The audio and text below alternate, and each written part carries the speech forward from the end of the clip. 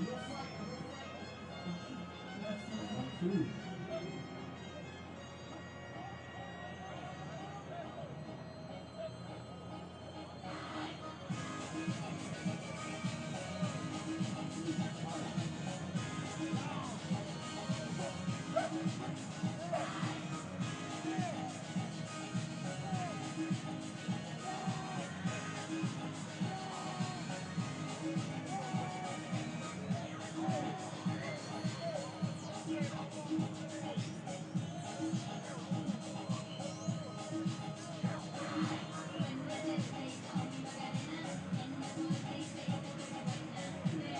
Kickoff 2.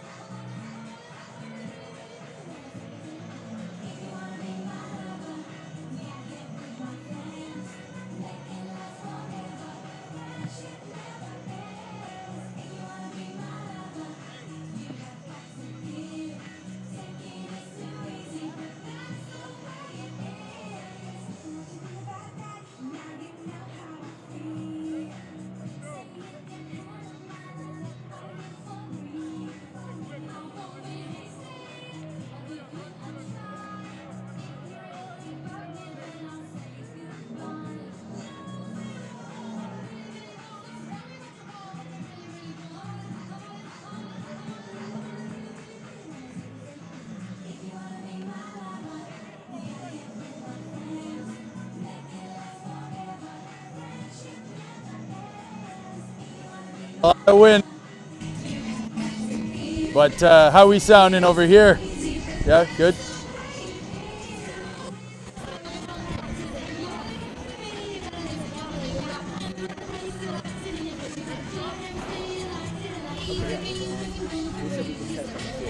What's that? They said we can go to the center and stuff. Okay.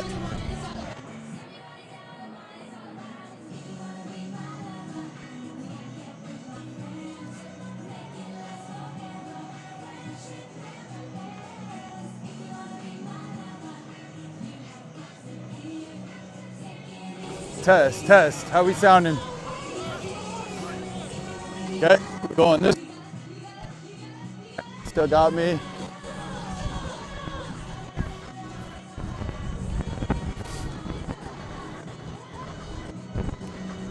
Test, test.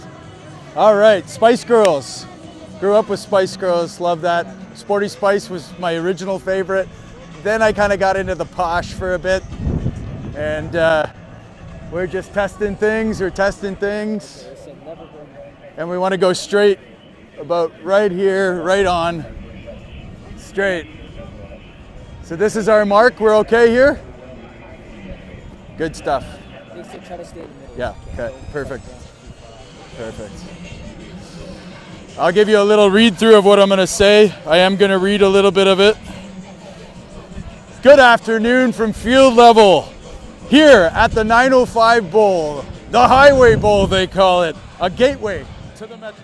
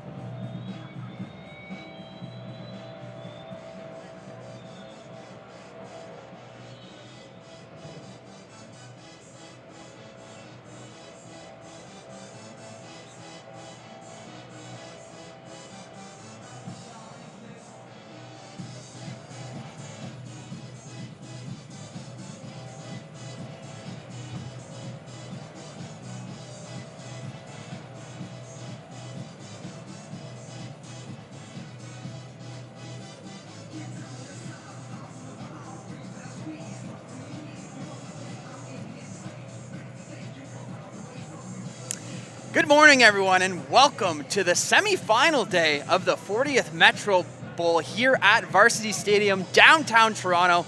I'm your play-by-play announcer, Devin Gilmore-McNeil, joined by Jason Laskas and our third member of our team, Jesse Card, at field level, who will check in with in a bit. Jason, what a day here today at this beautiful stadium. How excited are you for you to watch these two teams battle it out here?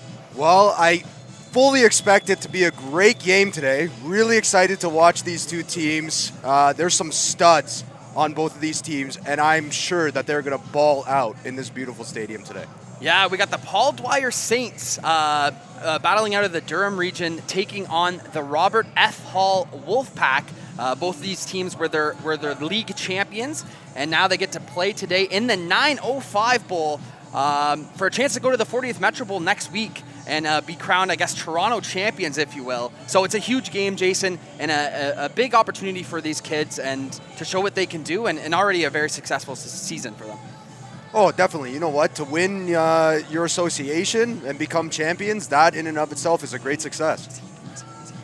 Okay, well, let's check in with the third member of our team, Jesse Card, down at field level.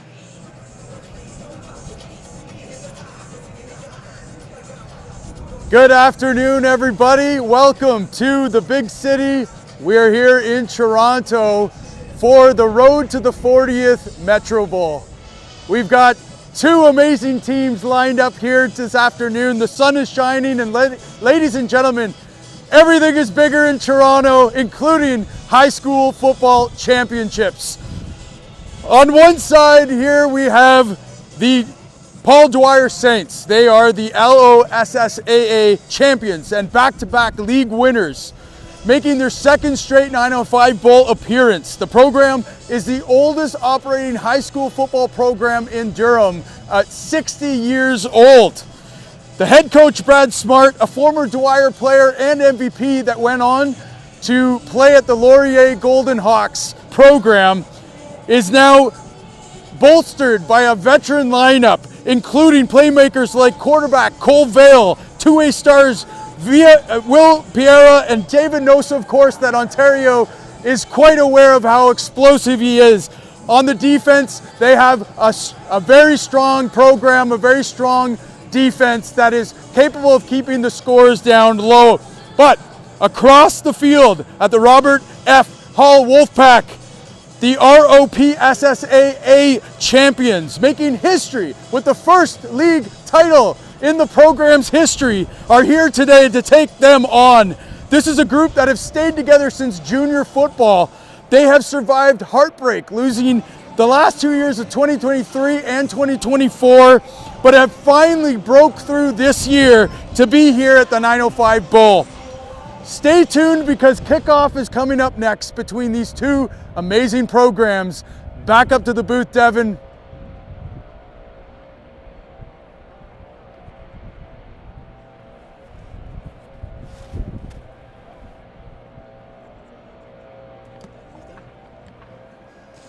Well, thank you, Jesse. And what better time now, Jason, as we are moments before kickoff, to take a little deeper look at these teams. As Jesse mentioned, some of the things about these teams. But first, let's start with the Paul Dwyer Saints. They're back-to-back club champions, lost champions, if you will. And this is their second straight 905 Bowl appearance, losing to St. Roch last year in 2024. And they are the oldest football program in Durham, operating in their 60th year. Watch out for running back David Nosa, and on the outside with wide receiver Will Pereira. And then you know what? On the other side, we have Robert F. Hall, the Wolfpack, and this is their first ever ROPS Tier 1 championship. They upset, if you will, the St. Roch Ravens, who have been longtime champions. So they got over the hump there. But you know what? This young core has developed since they were young together at JV, and they're coming together now. They're led by quarterback Joseph Ferlito, and he's throwing the rock to Nick Pagani on the outside, who's also a stud on defense for them. Tons of talent in this game, and we can't wait, as we are just moments before kickoff here at Varsity Stadium in beautiful downtown Toronto.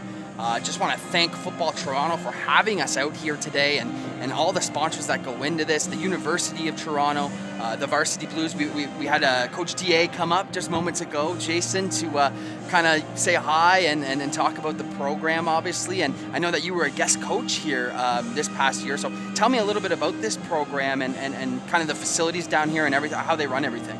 Well, you know what? Not only is Coach DA a great football coach, he's a great person, very personable with his players, with his coaches, with people that he knows, and it bleeds into his program.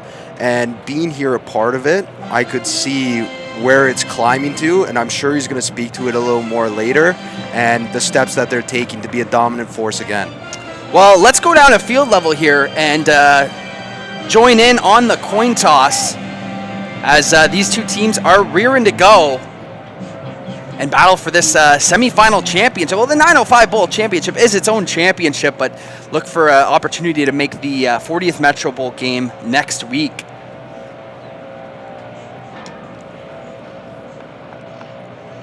Good morning, gentlemen. Congratulations on making it to the 905 Bowl. Dwyer, you're the home team. Paul is the visiting team. Sergeant Amy Preston, this is going to flip the coin.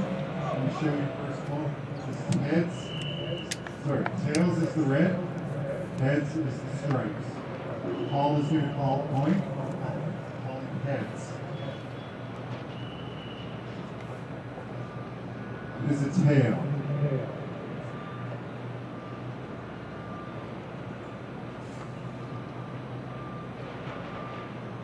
You have choice this half, or you can defer to the second half. You have choice this half, and you want to receive the football. Which end do you want to kick from? Kick that leg, switch them up.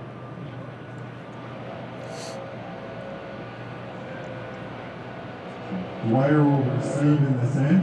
All would be your choice, second half. Thank you, gentlemen. Honorary member of the coin toss. All right, so Paul Dwyer set to receive the first half kickoff here, Jason. Down at field level, that was Brian Schouten, who will be your head referee today, and his staff, a big staff of referees today. And shout out to Brian Schouten, who's been a referee for 36 years, and was actually the recipient of the TFOA's Ken Green Award in 2024. So here we go, Jason. Some championship jitters, I'm sure, early on here, but these teams are rearing to go. We're set for kickoff. Looking forward to it, man. It's going to be a great game. Love that Paul Dwyer took the kickoff to start. They're roaring ready to go. They want to set the tone right away. And yeah, so for Paul Dwyer, they're led by head coach Brad Smart, who was actually the program's MVP back in 2002. So he's coaching his alma mater. And we talked a little bit about it pregame, but watch out for this extremely talented backfield led by David Nosa, number 1. We're going to get to see him shortly. And the signal caller for the Saints will be Cole Vale, number 2. And this is a team, really, Jason, that they lost to St. Roch last year in this very game, so they want their redemption. They want to be crowned 905 Bowl champions here today. Well, you know what? They lost their first couple games to start the year, but then since then have been firing on all cylinders. Momentum in football is huge, and I'll tell you what, Paul Dwyer has the momentum. That's something you either got or you don't, man. And then on the other side, you look at the Wolfpack here. They finally got over hump themselves. These are both teams that can kind of sympathize with one another because St. Roch has had both of their numbers over the past couple of years, but today they finally both get to the premium, and they're going to both look to raise that 905 Bowl trophy today. And as Jason mentioned, this is a team that has really developed together since junior football, and they're kind of a team on the rise, and they know what they can do, and they're going to have to. They're in tough today. Both teams. I mean, they're kind of similar down on the field too, Jason. We got both the yellow helmets too, the clash of the yellow helmets. But this should be an exciting matchup here, Jason. 100%. Honestly, I think Robert F. Hall is one of the most underrated organizations in high school football. Love to hear it, and they are set to kick off, and we are, ready to go here for the 40th Metro Bowl at Varsity Stadium as we await the kickoff here. The anticipation, Jason.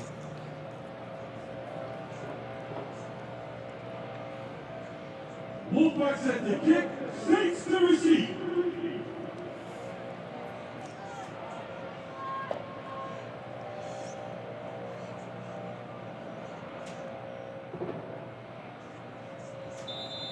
Here we go. There's the whistle. And now we're ready for kickoff as the Wolfpack will launch it down the sidelines here.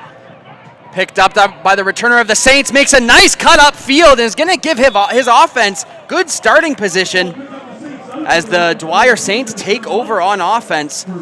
Looks like the returner was Will Pereira, who we talked about pregame. Hall's trying to do that little short pop-up kick to try and get under it. Let's see if Paul Dwyer gets under it and takes advantage of it in the future. Good starting field position you can always count on. You know, that's great for your offense here, Jason, and let's see what this offense can do with it, as once again the quarterback will be Cole Vale, number 2, as he's going to take the snap, look to his left, fire one, got a guy wide open, but overthrows him. Maybe some pregame championship jitters early on there, Jason. Definitely a tough throw to start the game with on that out. I mean, they are throwing it to the weak side, so it's a bit of an easier throw. But definitely a tough throw to start the game with. Maybe try and get him a little more in the rhythm, get some runs with Nosa, and let him set the tone. Yeah, he had him wide open. It was a nice route by the receiver there. Just overthrows him a tad. So we're going to have second down and long for the Saints early on in this one. Vale's going to drop back, surveys over the middle, hits his man in stride, looking for the corner, and he's got it here, Jason. First down and more. Fumbles the ball, and it's picked up by the Wolfpack. And the Wolfpack ball after all of that, Jason. Let's look at this play again. So they hit the underneath here. He gets around the corner. You see number 3, Nick Pagani, we talked about him pregame. Hacks him down, and then boom, comes with a hammer hand right on the tip of the ball, and then Johnny on the spot. The Wolfpack get it. Yeah, that's Keltrick Amanati, and that can't be underappreciated there because he got that ball just before it trailed out of bounds. Huge start here for the Wolfpack as they're going to take over with even better offensive field position right at their 50. And here comes their offense led by Joseph Ferlito in the gun here on first down. Let's see if this Wolfpack team can capitalize early with the turnover. Fakes the handoff, looks to his left, has his man in and out of the hands, looking for Liam Healy. Well, Healy's a big receiver that they have on the outside. They want to use his size and get him in space. Throw it out there and just kind of a double grab. DB comes in there and lights him up, and he can't make the squeeze. So let's see if the Wolfpack can answer with a big second down play of their own. So they got Healy on the one-on-one on the far side of the field. Ferlito in the gun. 2 running backs. Pump fakes. Wide over on the middle. He's got his man wide open, Jason. That's Nicholas Pagani. Makes a move and will finally be pushed out. What a route. He was wide open, Jason.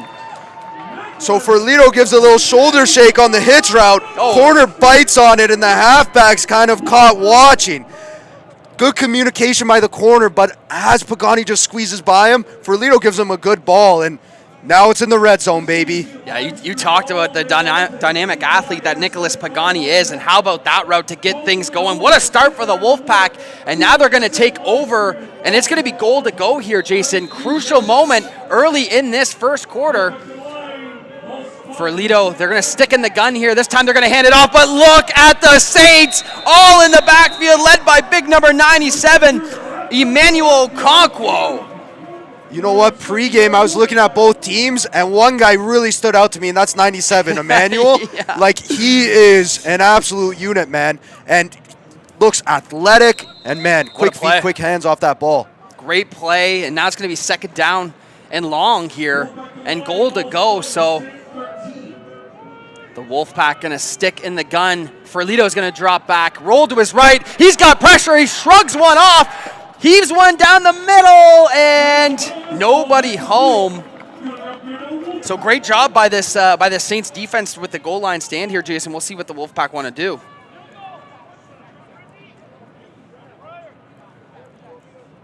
It looks like they're going to kick it here. So they try and go roll out there on second down.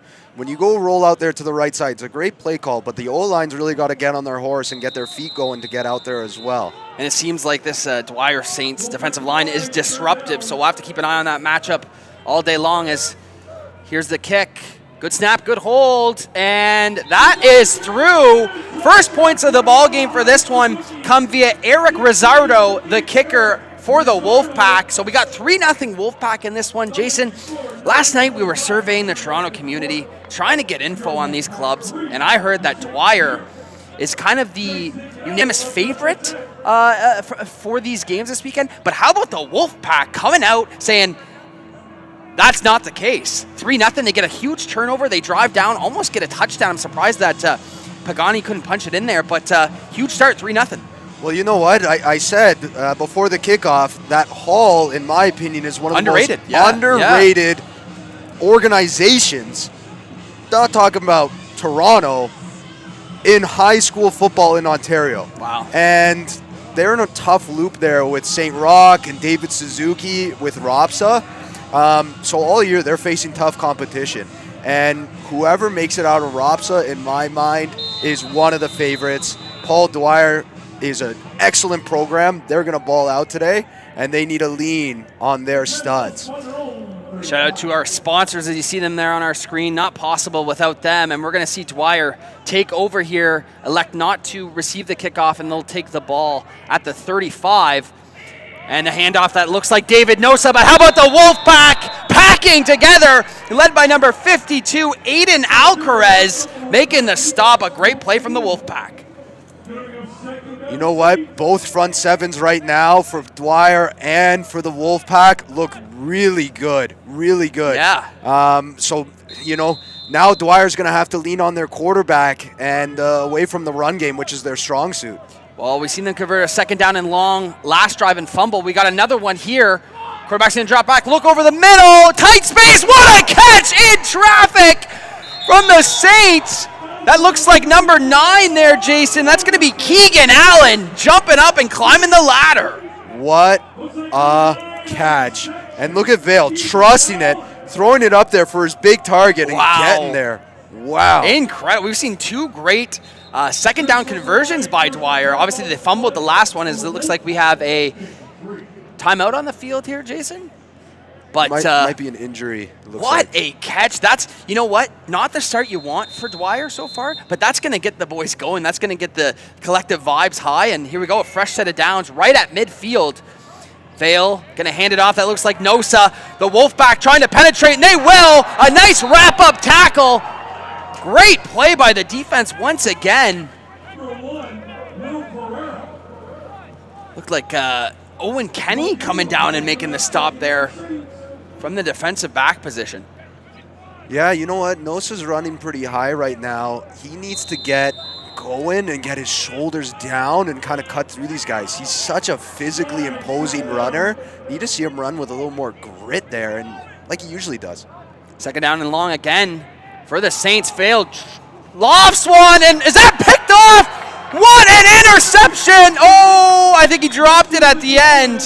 What a play by the defensive back here. It looks like they're going to give it to him, that he was on the ground and then contact was made to get the ball out. So that's an interception. Wow, they're okay. They're calling it Wolfpack ball. It looks like the player is actually shaken up, but what a play by the defense of this Wolfpack. Jason, I mean, wow. I mean, 2 turnovers forced early on in this one.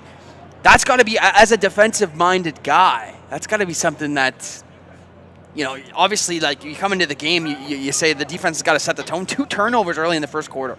Well, you know what? On that one, I mentioned the front 7 and the pressure that they've been exerting. That interception is because of the D-line. Even though the D-line don't get there, they have been putting pressure, and so much pressure on the quarterback forces an interception there. Yeah, so that's 23 getting up, Keltrick Almanati, and we've said his name a couple of times. I believe he is the one who got the interception on that last play, Jason. Well, young Keltrick Almanati, you know, that's my guy. His brother, Kenny, is a former player of mine. Great family there and great group of football players as well, so happy to see him get up there. So 7 minutes to go in this first quarter. Wolfpack with their second forced turnover, and they're going to take over on offense. We've seen their great drive early on here. 3-0 Wolfpack. Offense looking to add to that. The handoff's going to go up the middle. The Saints are there, but he breaks a couple of tackles. Strong running once again from Lucas Carson Pedre. This is a big running back down here, Jason. From the booth, you can tell that he's got some size and he's shrugging off tackles. Well, you know what? Hall kind of brings everybody into the box, so you got to alert run there. Dwyer doesn't really adjust as much as the DBs need to kind of hammer into the box to lay some wood, but you know what? I bet you next time they see that look, they're going to adjust. Second down and short. As you got Healy one-on-one at the top. The Wolfpack look to stay ahead of the chains. Ferlito to his left, they set up a little bit of a screen and a nice move, and that'll be enough for a first down as a flag flies. He hits Lucas Macklem. We'll check the flag on the field. Looks like it's going to be a block in the back to me. Oh, it's a killer.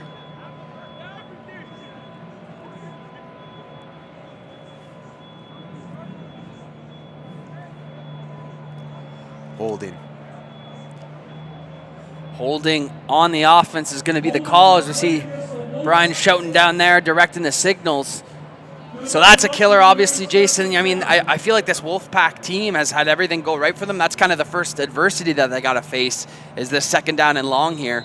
Well, it's a great play call, too, because it's the same play but different that they got the big play on, because instead of running the fake, they just run the screen there. So they're setting up things for the future. Second down and long. Let's see what Ferlito can do.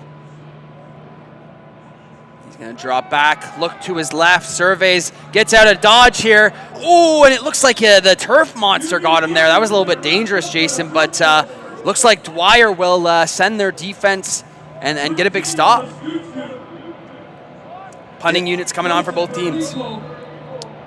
Yeah, you know what? Games like this are always going to come down to special teams plays, right? And it's going to be the sign of great coaching, right? It's a third of the game. Sometimes it gets forgotten about. Yeah. But the teams that execute on special teams are the ones that become champions at the end of the day. So, you know, on these punts and kickoffs, kick returns, all that stuff, that's what's going to really set the tone for the championship.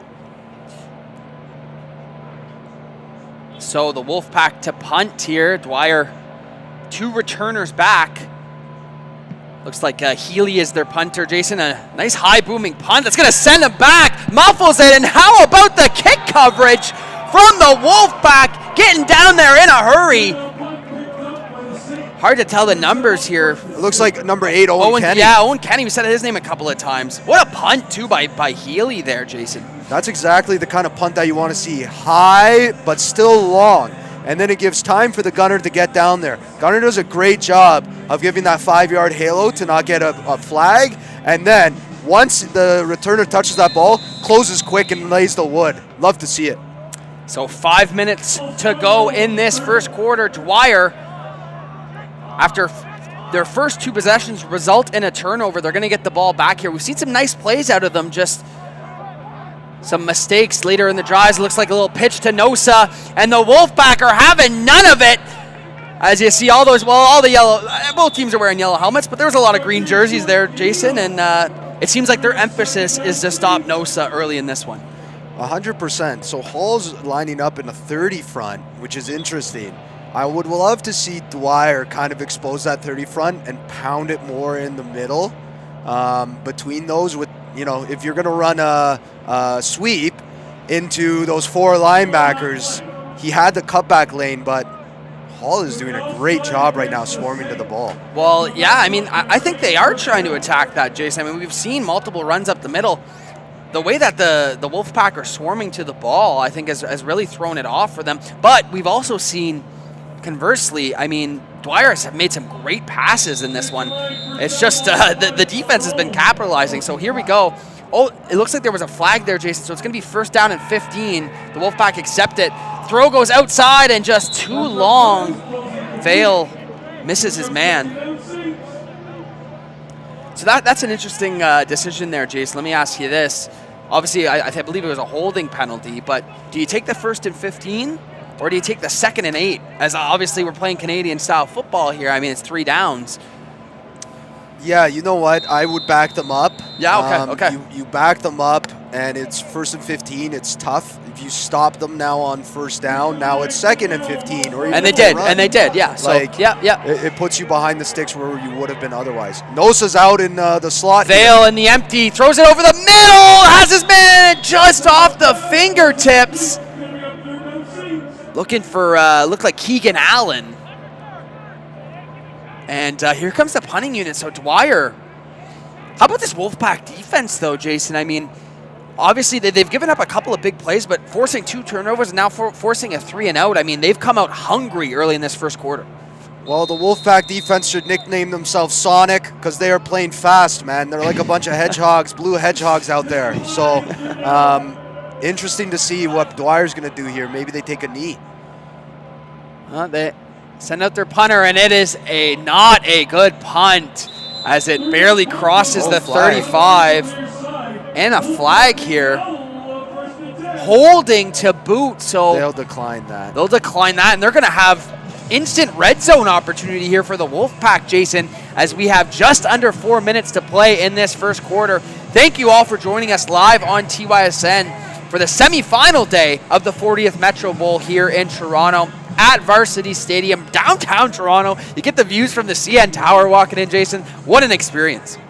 It's an amazing facility here. I think UFT has some of the best facilities in all of U Sport football. And just across the way here, they're building this new building. And from my understanding, this building that we're looking at is the tallest timber structure in Toronto. You always come with these tidbits, Jason. This is why we get you on here. Where can you get that kind of insight? 1st and 10 as the Wolfpack get great field position here to start their drive. Looking to the right here, got his man. They set up another little screen pass, and this time there's a ton of room for the receiver who shrugs off a tackle, Lucas Macklem, and that'll be enough for a 1st down. I love what Hall's doing right now. They're getting their athletes in space and they're letting them work. To start the game, they hit the big play over the top, which is holding Dwyer back. So now they're just taking what they're giving them, hitting underneath and running to make a play. Yeah, really like what I've seen so far, definitely from this Wolfpack offense, and they're going to get another fresh set of downs here, marching into enemy territory. Great early start for Ferlito and company. The handoff goes up the middle. A nice cut. Got some more room. Shrugging off a couple of tackles. Strong running once again from Lucas Carson Pedre. Well, you know what? Not only could you have driven a truck through that, but you could have driven a bigger truck. I don't know. Like, you could have driven the biggest truck of all time through that hole. What a great job by the O-line. And a great cut, too, by Carson Pedre. And another fresh set of downs. Goal to go here. They're going to give it to Carson Pedre. Breaks a couple of strong running. I mean, they infiltrated the backfield there early on, Jason. He's able to make something out of that and maybe get back to the line of scrimmage. But what are you telling this front seven right now on 2nd down to try and prevent a touchdown? Well, you know what? They have to get pressure right now, whether it's a pass, run, whatever it is. You have to exert pressure in the red zone. Everything is quick and tight windows, so things are going to be quick developing on offense. Got to be quicker on defense. So, got to think they're going to go to the air. Ferlito drops back, pressure in his face, lost one up. What a throw! Right in the bucket, but the receiver could not catch it. He put that in the perfect spot, Jason, as he was looking for Kaimani Stanley. As we take another look here. That's some great coverage by the corner here. Stays locked in on the hips, chases with him, and does a good job not getting hands on. Front seven did a great job of getting in Ferlito's face and getting pressure there. Maybe had to throw it a second earlier, but that's some great coverage there on the outside by Dwyer. So the Wolfpack lining up for their 2nd field goal early on in this one, trying to make it a 6-0 ball game. Their kicker is automatic, and that one is good and through, Eric Rizzardo. So 6-0 for the Robert F. Hall Wolfpack early in this one, Jason. Well, I mean, we're just under 2 minutes to go in this first quarter. You know, on that last play, I thought it was a great throw, a great route, and great coverage. And, like, what more can you ask for on a play? Like, he dropped that right into the bucket. Maybe one we look back at later on in this one. But how about the start from Robert F. Hall? 6-0 early in this one. And 2 turnovers. And we've seen them march into enemy territory. Obviously, they want touchdowns and not field goals. But a heck of a start. Their defense is really balling out right now. Yeah. Their studs are playing like studs, and they're firing on all cylinders. Interesting decision here. Dwyer, previously elected just to have their offense out, is now electing to have the kick return out. I like this decision a lot better, especially after the first kickoff that was a good Paul return. did. Yeah. Because they're doing that small bloop. So now you see there on the outside, on the top of the screen, the second line of the return is kind of standing at the 40, and then the third line's at the 30. So maybe that guy standing at the 30, I can't really see his number right now, might get under it. Yeah, it's a good call there, Jason. It's the short kick, and Dwyer's going to return it. Some room up the middle here. Breaks a tackle, shrugs him off. Some room up the sidelines. Delivers a stiff arm. Oh, and the referee and the player collide, but they're going to go all the way for a touchdown. Isaiah Batista dos Santos. Check the replay here. Wow. The referee and delivers a block. Great block by the referee. The zebra blows him up to spring him for a score.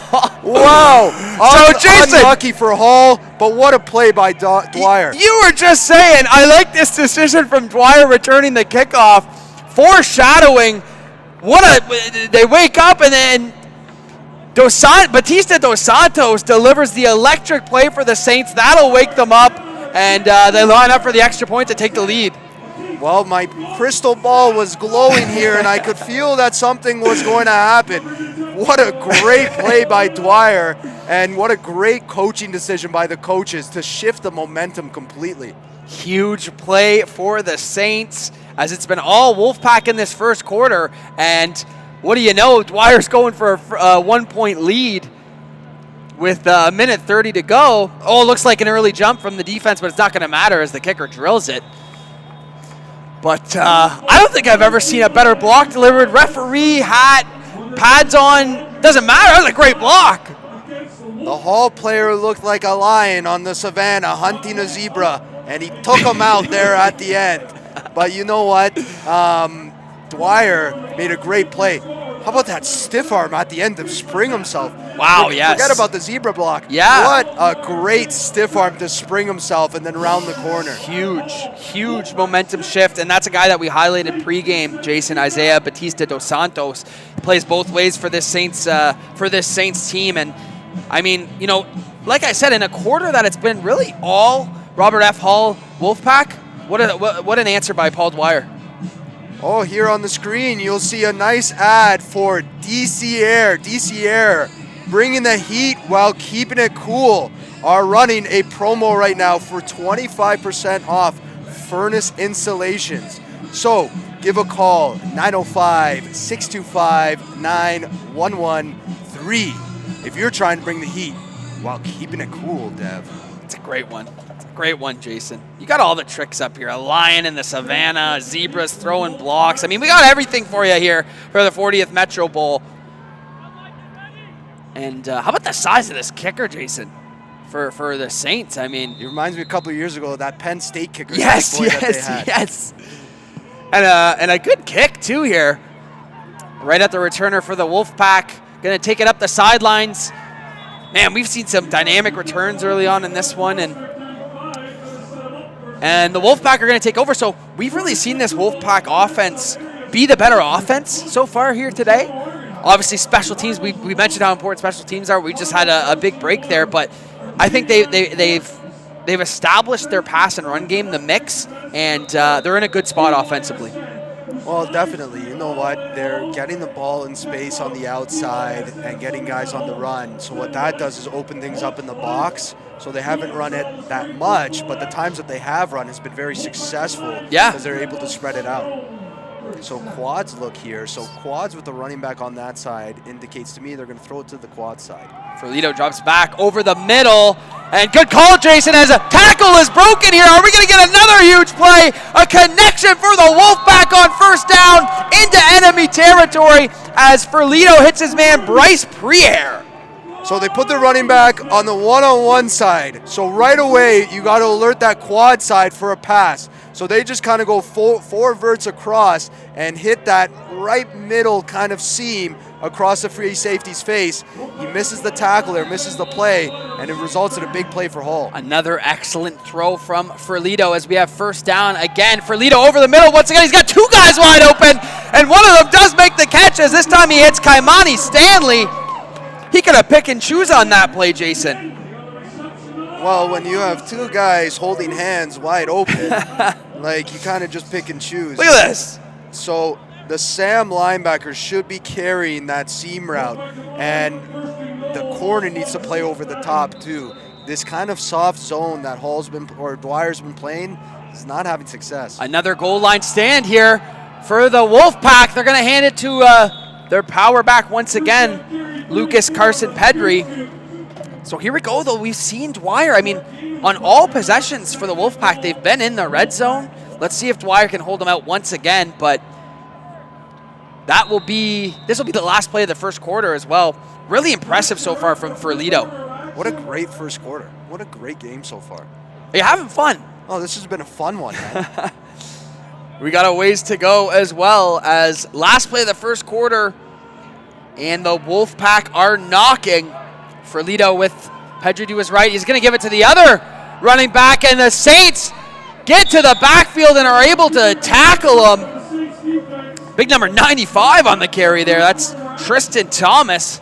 But once again, the Saints stuff him on second down. We're going to have a third down as we get out of the quarter, but that will be it for the first quarter here at Varsity Stadium, downtown Toronto. Paul Dwyer Saints 7, Robert F. Hall Wolfpack 6. And we've really seen a lot in this first quarter, Jason. Tell me what you've liked from both teams. Well, you know what? I mentioned special teams, and there's been a lot of plays on special teams today that have turned the tide. We had the shanked punt that put Hall very close and got them 3 points. Obviously, we had the huge kick return that got them a score for Dwyer. So special teams has been huge so far. Hall is executing on all levels right now, and I'll tell you what, them running on second down there, what that says to me is that they're going to go for it here on third down and try and punch in the rock. Yeah, I mean, they definitely could. I mean, it's tough to throw away points, especially when it'll give you the lead, but definitely impressive stuff from both teams. How about the return from Dwyer? We've seen everything you could see on a football play in that one return, but here we go. Crucial third down, and you are right, Jason. This looks like they are keeping the offense on the field. I see Ferlito back there. Jason's got eyes and ears all over the field. He knows what's about to happen. But this is a huge moment in this game to kick off the second quarter. The Wolfpack in the shotgun. Ferlito looks to his left, pump fakes, rolls to his left. He's directed traffic. He heaves one up for his man, but it's broken up by the Saints. Ferlito doing all he could there, but no connection as Dwyer's going to take over here deep into their own end zone. So well done by the Saints here.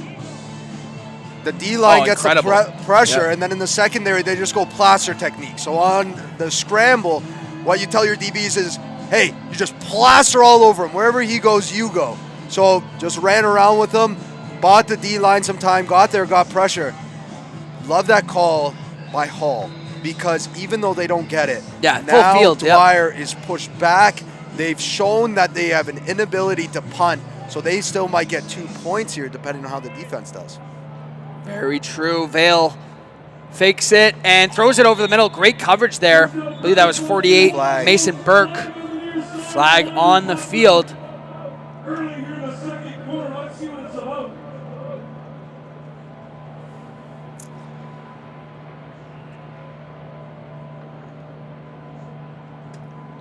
Brian Schouten and his crew down on the field, getting an opportunity to officiate this game, and we'll check his call right here.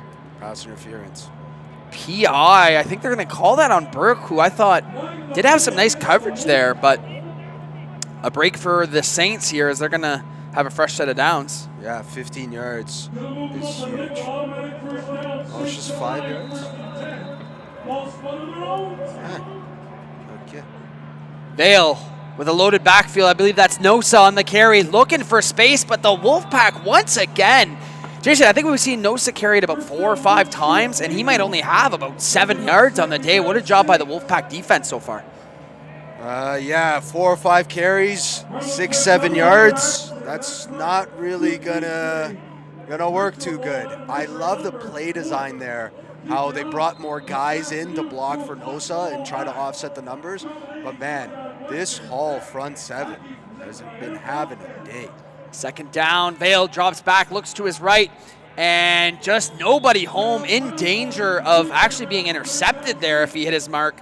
And just like you said, Jason, on cue, you like the decision by the Wolfpack, and they should get some pretty good field position here as the Saints send on their punting unit. Well, in my opinion, what the Saints need to do here is that punter's got to take the ball, run his booty back into the end zone. That's what they have to do, yeah. They have to do that. It resets the field, only gives 2 points. If you punt it and shank it again, you're giving up 3 points with the automatic kicker there, or 7 at the worst. And they won't, Jason. They will punt it. It is a better punt, but returnable here for the Wolfpack. Makes a nice move on the return. Great play there by Kamani Stanley. Yeah, Jason, I'm with you there. That should have been a knee all day. We do have a late flag here on the near side of the field. But give us the pros and cons of doing it both ways there, Jason. Obviously, I agree with you. They should have taken the knee, but what are the pros of punting that ball away there? Well, when I was in high school during math class, I drew a lot of pictures rather than do a lot of equations. But there's something that I do know. 3 points is more than 2 points, and 7 points is more than 2 points. I think you're correct. I think if you take a knee there, you give up the 2 points. Now you're only down 1 point, and in the beautiful Canadian game, we still have the Rouge, so you can get that too. We do for now. Even. Now they've set up prime. Oh wow! And look at this too, Jason. As you're talking, a late flag, a face mask on the Saints, and now the Wolfpack will take over, not at the 30, but they're going to be inside the 15. It looks like here, Jason. So yeah, just a nightmare for the Paul Dwyer there. But here we go, the Wolfpack. They've been here every time they touch the football. We haven't seen them in the end zone. Ferlito drops back, looks to his left, taking the fade ball, got his man one-on-one. Good coverage, but he's going to throw a flag. Going to get him for PI here. Cassius Watson on the coverage there, Jason. What do you think? Flag or no flag here? So that one I think is a bit of a ticky-tack call. I think what the ref was going at was that he was face guarding him, so wasn't really looking back towards the ball and kind of had his hand in his face. But I think he did a good job of turning back to the ball and playing his hands properly. But you know what? You never want to leave it in the ref's hands. Well, here we go, Jason. We're going to see a tush push to get into for the first touchdown for the Wolfpack. We will. Ferlito takes it, pushing forward, waiting for the signal. Wow. And they're going to say second down. Looks like it got in there, Jason, but Ferlito's really got it. The second he takes this ball, he's got to go. Yeah, I thought he was in right there. Yeah, it looked like it, but I don't have my telescope out today, so I don't know. But you know what? The second he takes that ball, he's got to surge forward and drive in for the score. And to make matters worse, Jason, another penalty thrown on the Saints there. They're going to get him for offside, and so they're going to have another crack at first down. Oh, no. Can we see the Wolfpack punch it in for their first end zone trip of the day? Ferlito going to line up in the pistol this time instead of under center. Got 2 backs, and he's going to hand it to their guy, and he walks in untouched. Lucas Carson Petrie gets the first touchdown of the ball game for the Wolfpack as they jump back and take the lead. So we mentioned pros and cons about not taking the knee here. Here is the con, right? Instead of resetting the field and possibly getting better field position after a defensive stop, you give up 7 points instead of 2. So something to think about for the coaches moving forward. Like I said, special teams, special plays. You sure you special weren't players? You sure you weren't doing math whenever you were drawing pictures there? I mean, that's pretty impressive stuff, you right there early on in this one. Well, you know what? It took me 3 years, but I did pass the first grade. Good for you.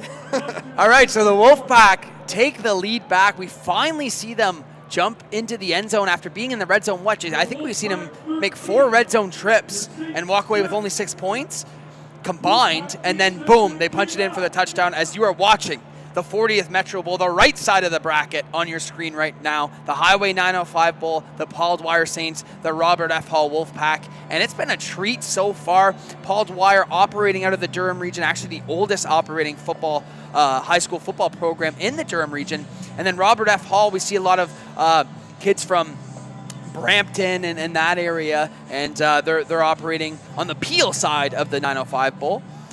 And a huge thank you to all the sponsors you see on the screen who put things into this event. You got Area 51 Sports, the Toronto Argonauts Alumni Association, obviously the Toronto Varsity Blues, the stadium that we're at. And it's been a treat so far. The hospitality has been great. And let's jump back to field level for the kickoff as Dwyer is back. That pop kick again. Interesting. Well, doesn't look like they kicked it to the returner who housed it there, Jason. Obviously, we've seen the huge return by Isaiah Batista dos Santos. But what does this Paul Dwyer offense need to do to get things going? Because the 7 points on the board are obviously from the kickoff. How do they get Nosa involved? What's the plan here offensively? Well, to me, the O-line's got to start moving their feet in the run game. They're a bit stagnant. And then Cole Vale's got to start hitting some of these balls. I think what the coaches can do is give them some nice, easy throws to get them going. And play action, and it's picked off, Jason! Jumping in front of the receiver! That's going to be Nick Pagani looking for the house call! He's stripped up! What a play by Nick Pagani! So this is the opposite of a short, easy throw. This is across the middle, triple coverage. Not really doing many favors for Cole Vale there. Not a great decision either. And you know what? Nick Pagani makes a play. We talked about him pregame. Kid is an absolute stud. I know that DA and the rest of UFT are looking at him, and some other coaches are looking at him, salivating over this performance today. Great play from the Wolfpack, and what do you know? They're back in the red zone for another trip, looking for kind of a stranglehold on this first half. It's been all Wolfpack aside from that kickoff return. And Ferlito with his man in the backfield. Once again, you got to look for the running back here. Nice cut up the middle. Just short. This dynamic backfield led by Ferlito and Lucas Carson Pedri. So they're all tapping their helmets. They did that last time when they ran the sneaky sneaky. So look for sneaky sneaky again. And hopefully Ferlito, maybe, yeah, they're going sneaky sneaky. Oh, it's going to be tough to run the sneak of the gun. Oh, no, good call, Jason. They rush up to the line, looking for the touch push. And pumping those legs is Ferlito. I think this time they're going to give it to him. Touchdown, Wolfpack! Their second touchdown in the last 3 minutes of game time, Jason. This time Ferlito pumps those legs and gets in. Yeah, great push from the O-line. They go all 4 point stance and just fire off the ball. Great job there. Great job getting in. Nick Pagani with the pick. Oh, what a play by Nick Pagani, and what a start for this Robert F. Hall Wolfpack club, Jason. I don't think you were lying about them being one of the more underrated programs in the city and maybe even the province. As the extra point is up and good, it'll be a 20-7 lead. From our conversations, trying to get a kind of a pulse on who's who down here, not covering the Toronto high school football area as much. A lot of people were talking about this Dwyer team, and obviously we've seen them have a couple of good plays here, especially that kick return. But how impressive of a start is this for the Robert F. Hall Wolfpack? Well, you know what? Hall has a lot of rep players playing for the Brampton Bulldogs. Shout out the Brampton Bulldogs, running a great program there. And it's evident that the work that they're pulling into these kids and how they're executing today. You know what? They're firing on all cylinders. They're performing on special teams. Defense is absolutely balling out. And the offense has now figured it out after 2 red zone field goals. You know what? Paul Dwyer's got to get a spark quick. Because if they don't, this thing could get out of hand quickly. Well, this has been one of their best offensive chances. It's going to be an onside kick and touched first by the Wolfpack. Did it go the requirement? And they're going to say it's Dwyer football here. So in Canadian rules, Jason, the last team to swat that out, they get possession. Yes, it looks like number, what is that, 6? I'm not sure, but it looks like it goes off his shoulder pad rather than the Wolfpack guy. How about these guys up here, Jason? That's not a job I envy. This guy passed working at Heights, man. He's properly secured. His Wimmis is up to date. This guy is set. Let's get back to the field, and probably the best starting field position for Dwyer. Past midfield, they're going to set up a screen. There you go, Jason. You've been clamoring for it. And look at this. Breaks a couple of tackles, still going. That'll breathe some life into this Dwyer team. Will Pereira. There you go. You get a nice, easy throw.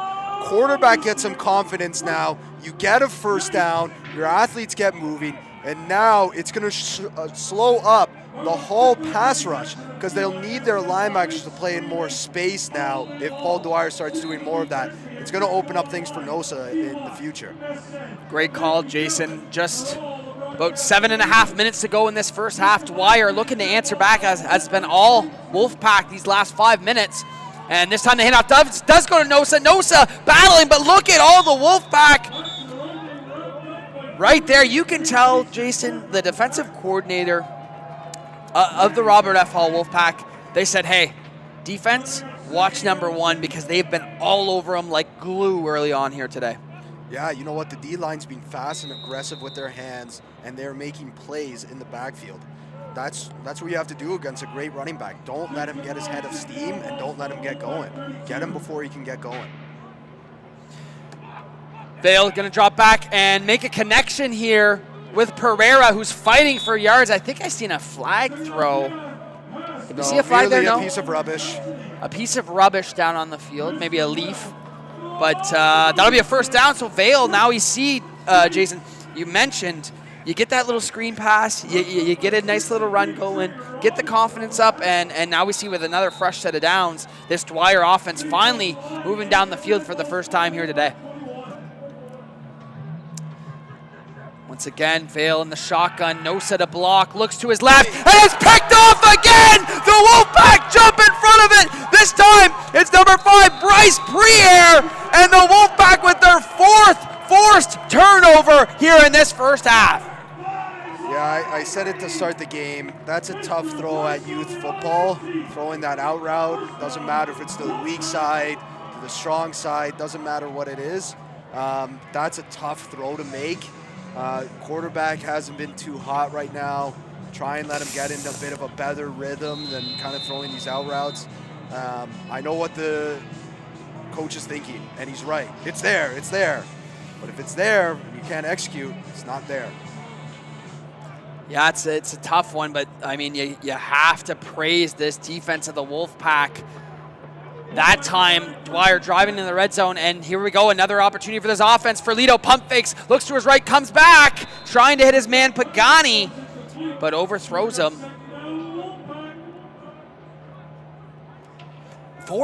Jason, 4 turnovers for the Wolfpack so far. And the 7 points is on a return. So the defense hasn't let up a point here in this first half. Very impressive stuff. 4 turnovers, 0 points. They are looking tired right now, Paul Dwyer. You can tell the D-line hasn't been as dominant. They're kind of taking some reps off here or there. They need to catch their win. They need to get off the field here. All starts right here. 2nd down and 10 to go for the Wolfpack offense. Ferlito got a man in motion. They are going to do the jet. That's Stanley. And look at Stanley with a burst of energy. Stanley finds the sidelines. A huge first down play for the Wolfpack. Everything is firing on all cylinders. So, boom, gives him the pop, gets the edge, gets some good blocks by his receivers. You know what I always say to my players? If you don't block, you don't get the rock. And I bet you Beresford is telling them the same thing. They better block if they want to get the rock because they're showing some tough, gritty football there to spring their guy. And how about the preparation from head coach Jonathan Beresford? who's also the defensive coordinator of this team. And you can tell because this team has obviously emphasized their defense, but now their offense playing complementary football and another fresh set of downs for the Wolfpack. And Ferlito looks like in complete control of this offense, sending his players out. And another first down play. They're going to give it to their big tailback once again, who picks up a nice first down gain. Lucas Carson Pedri. We do have a flag. Number 61's pleading his case here, Jason. Do we believe him or not? That's the question. Julian Caro. I got my hands up. No. Listen. As a former offensive lineman, you're probably going to hold on most plays. It's just about, how can you, where's your magic act? How can you, avoid the officials' glare when you're doing it? Well, you know what? Most of these old linemen, they're smart because they're wearing white gloves. Dwyer's got white jersey on. That's right. Good little call. Camouflage, some chameleon action, But a huge call there on first down because now it's first down and forever for the Wolfpack. Ferlito looks to his left, off the fingertips, looking for Caden Cornwall. Liam Healy. Sorry, I seen Cornwall, Jason. That's where I'm from, and I was like, wow. Are they shouting me out on the roster? But off the hands of Liam Healy. So it looks like they're going to go for it here on second and almost 20.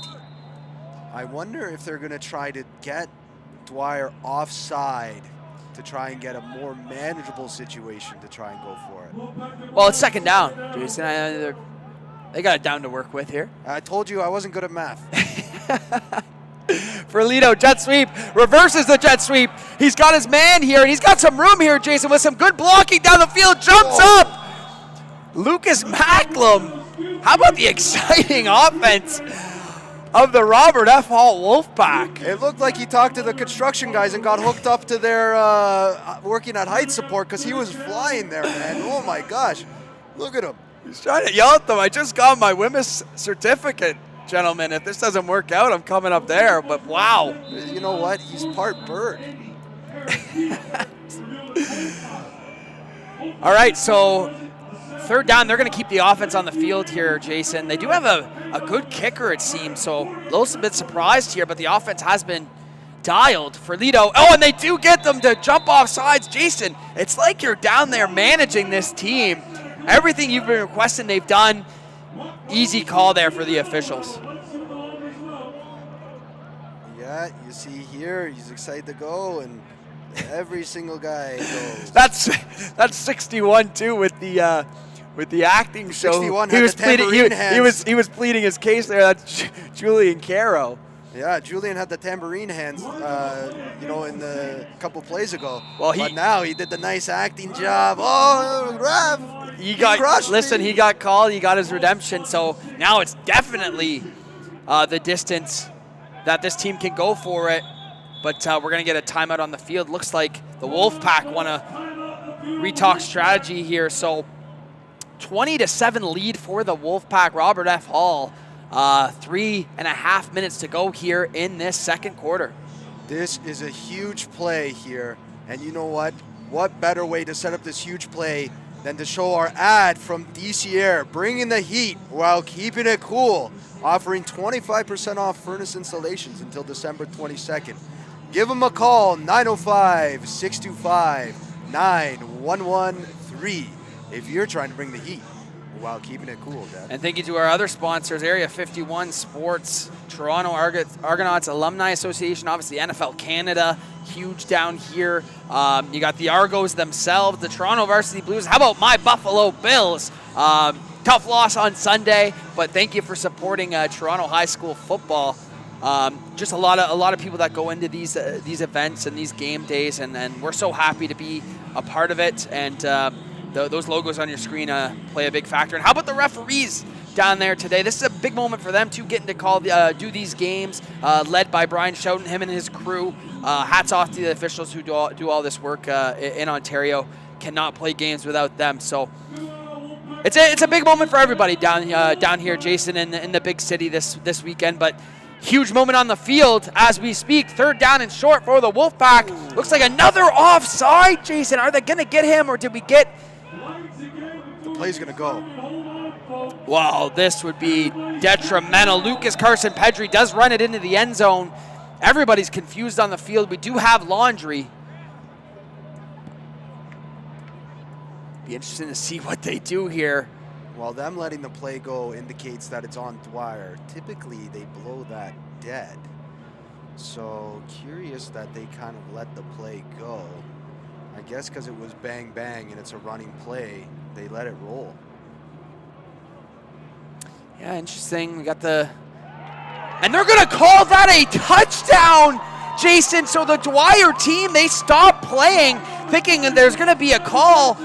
The Carson Pedri never stops, and he runs into the end zone, so that's going to be 6 for the Wolfpack. You know what they say, Dev? Play to the whistle. Play to the hear the whistle. Wow. You know, up here in the booth, I didn't hear a whistle, and everybody kind of just stopped and looked around. And Ferlito was yelling at Pedri. He's like, run it in, run it in, run it in.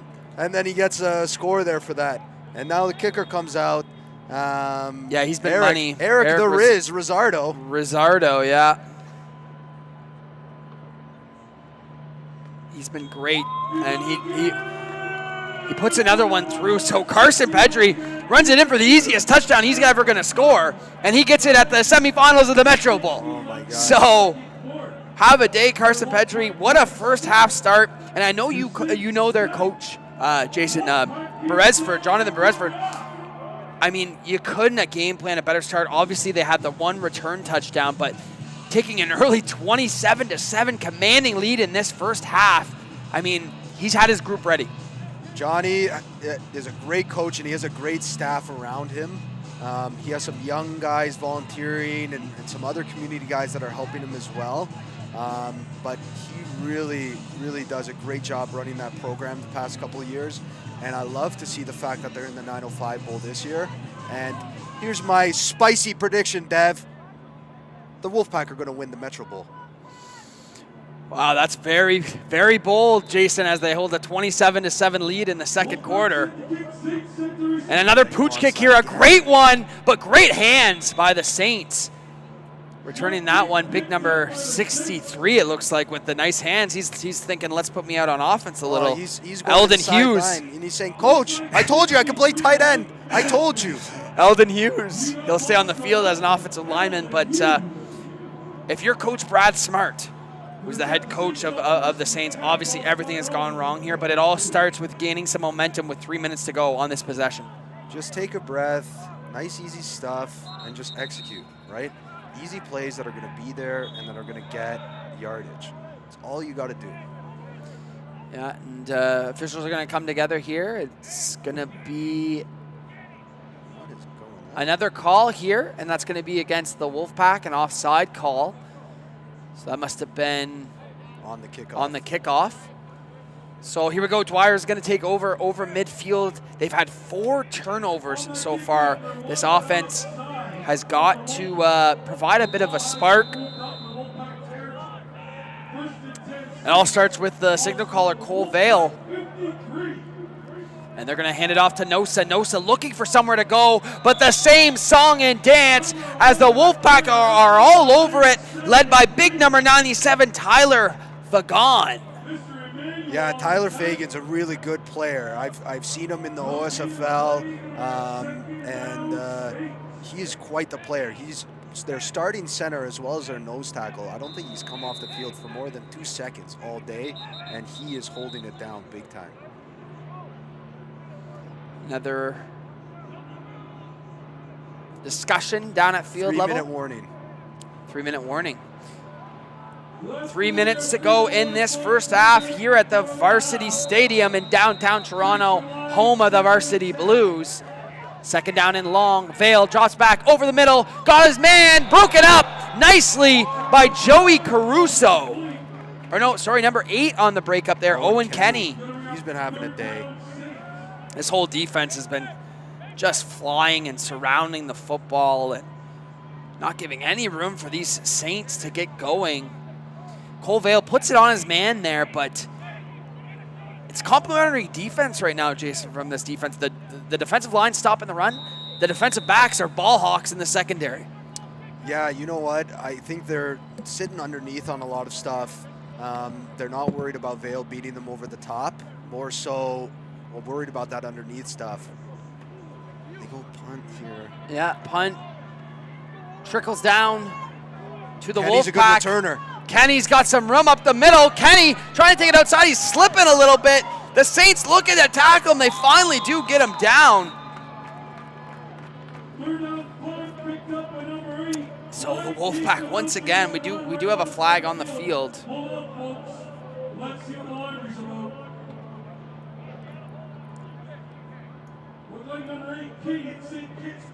And the Wolfpack will back up here, but man, a nice return there by Kenny. You mentioned he's a very good returner. But the Wolfpack taking over on offense here, and what have you liked out of this offense led by Joseph Ferlito so far? Obviously, we talked about the defense and how great they played, but the offense playing just as stellar. I think their game plan's been excellent so far. They're getting the ball in space. They're not having Ferlito do too much. Their game plan is game planning right now. Absolutely. Ferlito takes over with this offense, set up the screen play, and a nice first down gain there as the Saints are able to wrap them up. Jason, I feel like you're a big supporter, and you really like the screen plays to kind of get drives started. Explain why you find that so effective. Well, in youth ball, especially at the high school level, sometimes your DBs aren't the best tacklers. They're great athletes, they're great in coverage, not the best, most aggressive guys. So when you get the ball on a screen, if you've got some good blockers, it can spring. 2nd and 5, pump fake again for Ferlito. The same play we seen earlier, and he's got Pagani again down the sidelines, and it'll look like he'll step out, but the exact same play, Jason, that we seen earlier pays off again. Yeah, so this is what happens. You run the screen, you run the screen, you run the screen, and then you run the fake screen, go. Well, Dwyer's got to tell his DBs, if you're the deep guy, don't worry about that screen. Play for the fake. There's guys up there, their responsibility is to play down on that screen. And right now, Ferlito is doing a great job selling that fake and then doing a great job delivering over the top. He's had complete command, and we've seen that same play twice. You know that's a halftime adjustment for Dwyer, no doubt about it, as we are going to be just above 2 minutes to play in this first half. The Wolfpack once again driving. It's been their second quarter, and they're going to go back to the run game. And Dwyer able to get a nice stop there, but Lucas Carson-Pedri has also been a big component to this game. Obviously, he had the easiest touchdown he's ever going to have on the last drive, but him, Pagani, Ferlito, this offense has been tough to stop. This whole line's been great. 61, Julian Caro has a great block there. Great job moving his feet. Pre-game, I was looking at both teams, and Hall looks to be the bigger team size-wise. More size for sure. Right? And they are using their size to their advantage. 2nd down and about 8 yards to go for the offense. They're going to run that jet sweep motion again with Kaimani Stanley, who is great with these, and he's going to pick up enough for another first down. Everything working for the Wolfpack. Yeah, you know what? This jet sweep was working great. Paul Dwyer was actually in a great defensive formation to stop that. They kind of had it nice and spread out, but the edge defender just couldn't seal it. Great block there by the Hall player. Didn't catch his number, but shout out to the coaches. Definitely preaching blocking, because they are great. Impressive. Carson-Pedri in the backfield here. Going to roll it to his right. Ferlito looking for his man, and he does hit him. We do have a flag fly. This time he goes to Lucas Macklem again.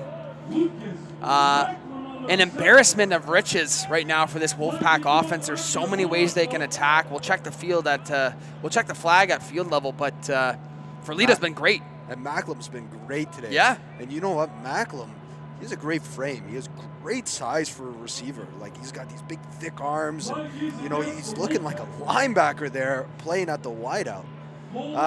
Holding on the Wolfpack's going to push them back. That's tough, but another nice completion. I feel like we've only seen Ferlito maybe miss 2 or 3 passes, and one of them was the first throw of the day. I think he's really settled in and using all the weapons like we talked about. Macklem, Stanley, obviously we've seen Nicholas Pagani, what he's been able to do.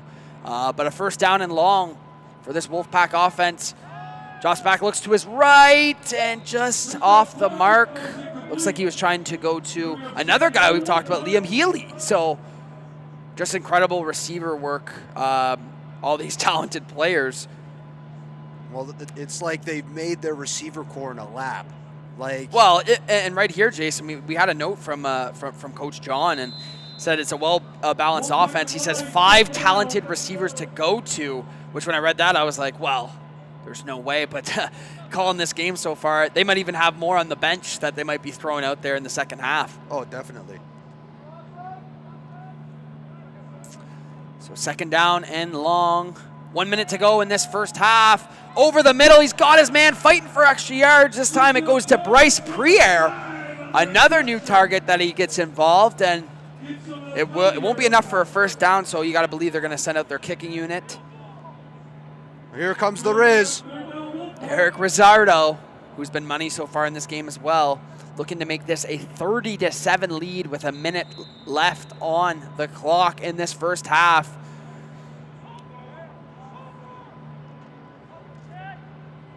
So they've got number 10 back there, Paul Dwyer does. That's Isaiah Batista dos Santos, who's got the only points of the day. This is a missed kick. And it looks like it is wide left. Dos Santos has another chance to return here. Looking for the sideline. Oh, a nice little stutter move. But they're going to say he stepped out of bounds there. You've seen those talented receivers hustling down the field to prevent the 1 point. Yeah, so because he gets it out, they're going to bring it out to the 20. Automatic rule, no matter where he gets it out to, it gets out to the 20.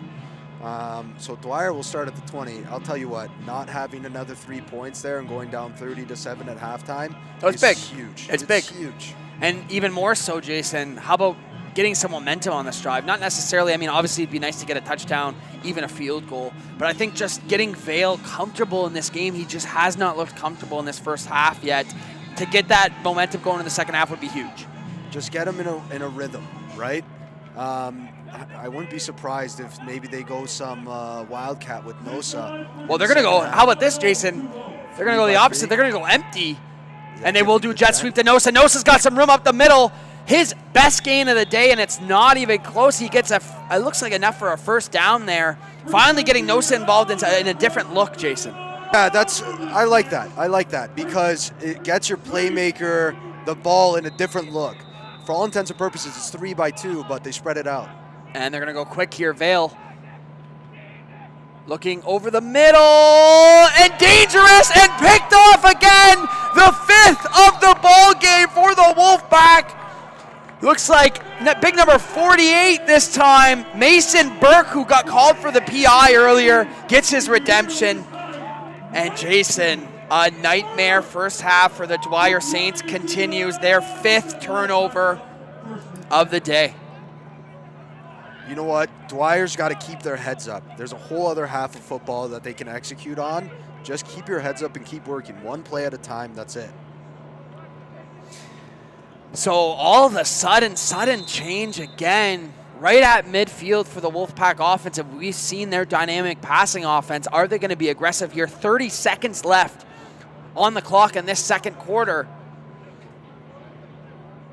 Ferlito going to be looking like the pistol again, and they're going to keep it on the ground to Carson Pedri. He picks up a modest gain, and another flag at the top of your screen.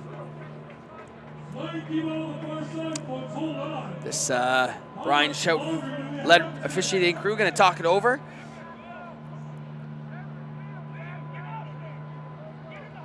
.54, Ernie Dunchak. Ernie just wanted to throw his flag. He was bored.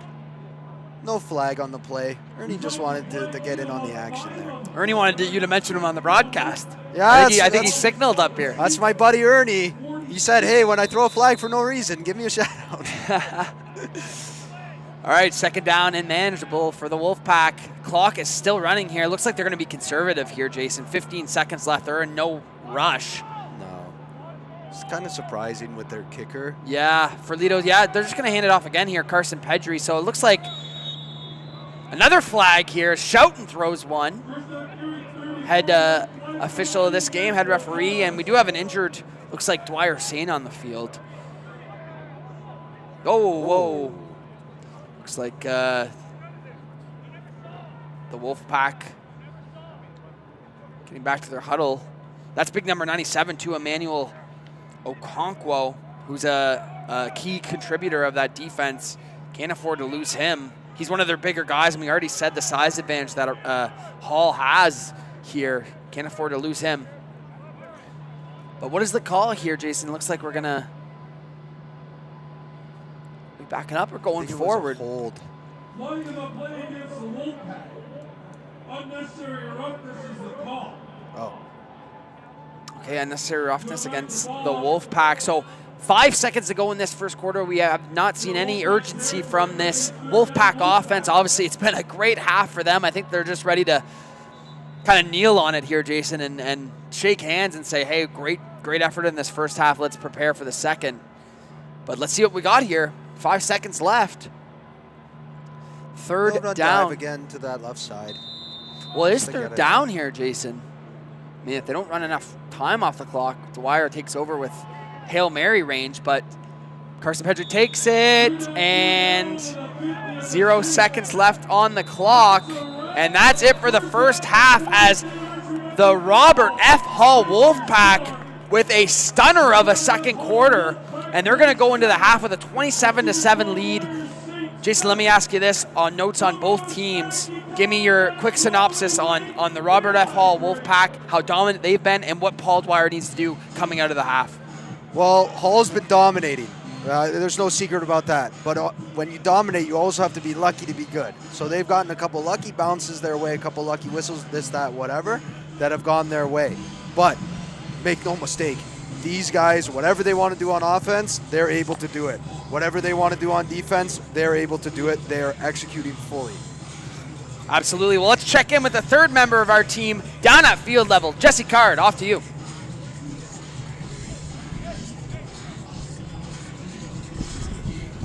Well, Devin, we're down field level. I'm Jesse Card with TUISN, of course, and we've had a wild half.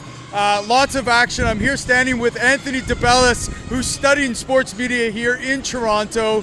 And, I think what can we say about this first half?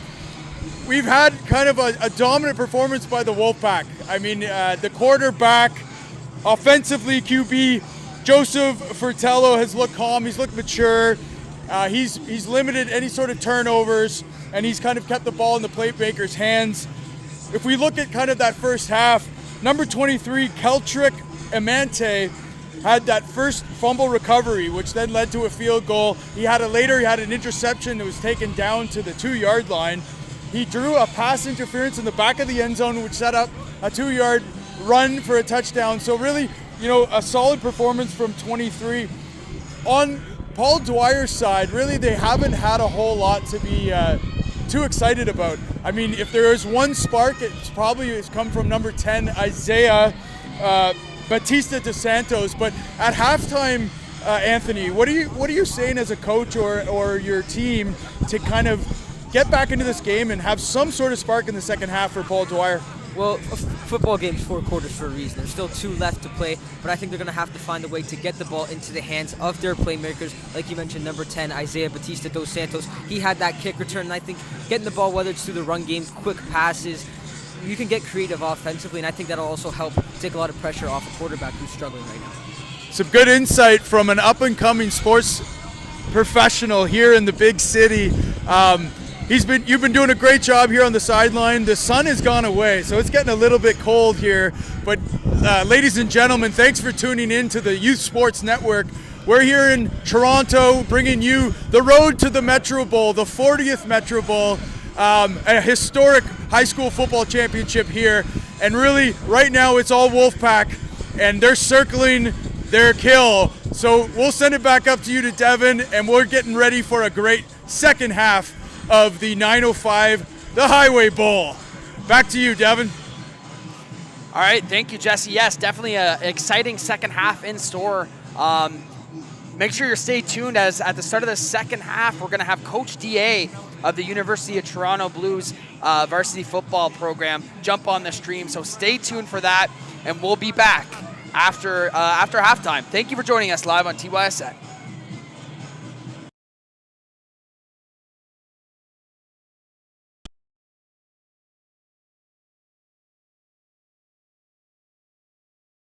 Look, Devin, I'm going to take a step back. I think let's reflect back on COVID. Not that we want to talk about COVID, but coming out of COVID, we saw the decline of football in the city.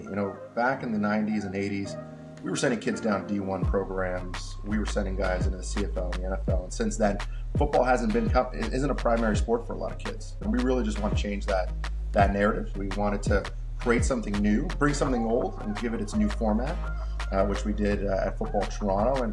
And look, I think from the live streams that you folks are going to be putting on to playing down at Varsity Stadium, which is in and itself is an experience. Like driving down south towards the CN Tower is, I got to play at the University of Toronto, and it's a unique experience.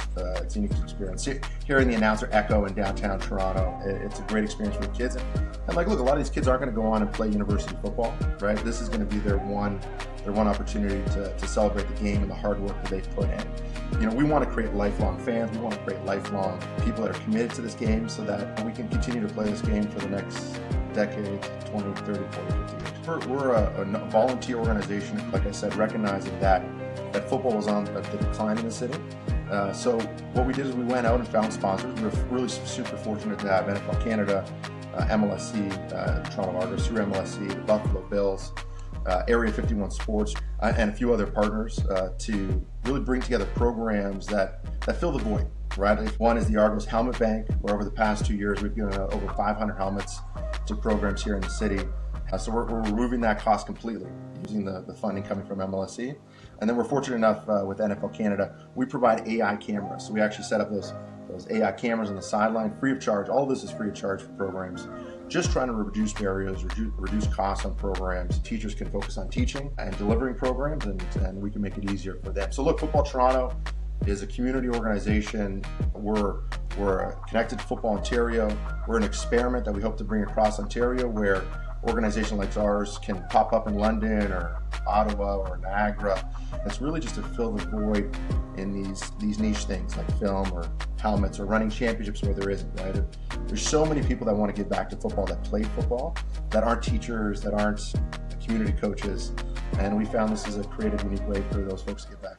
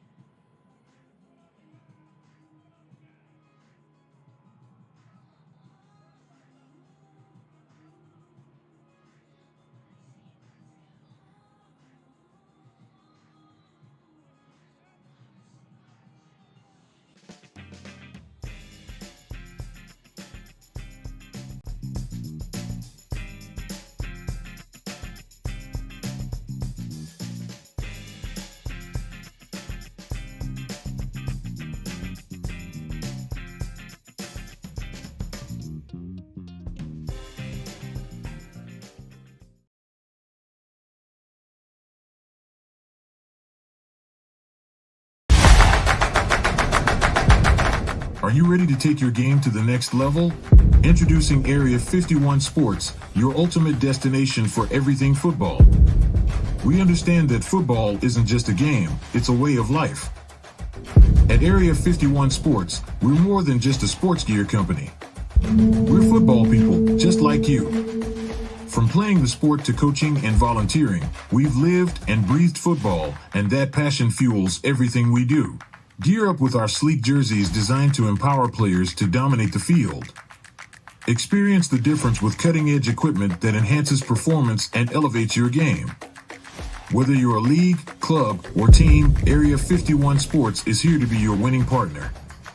Visit us at area51sports.ca and let's kickstart a partnership that fuels your success.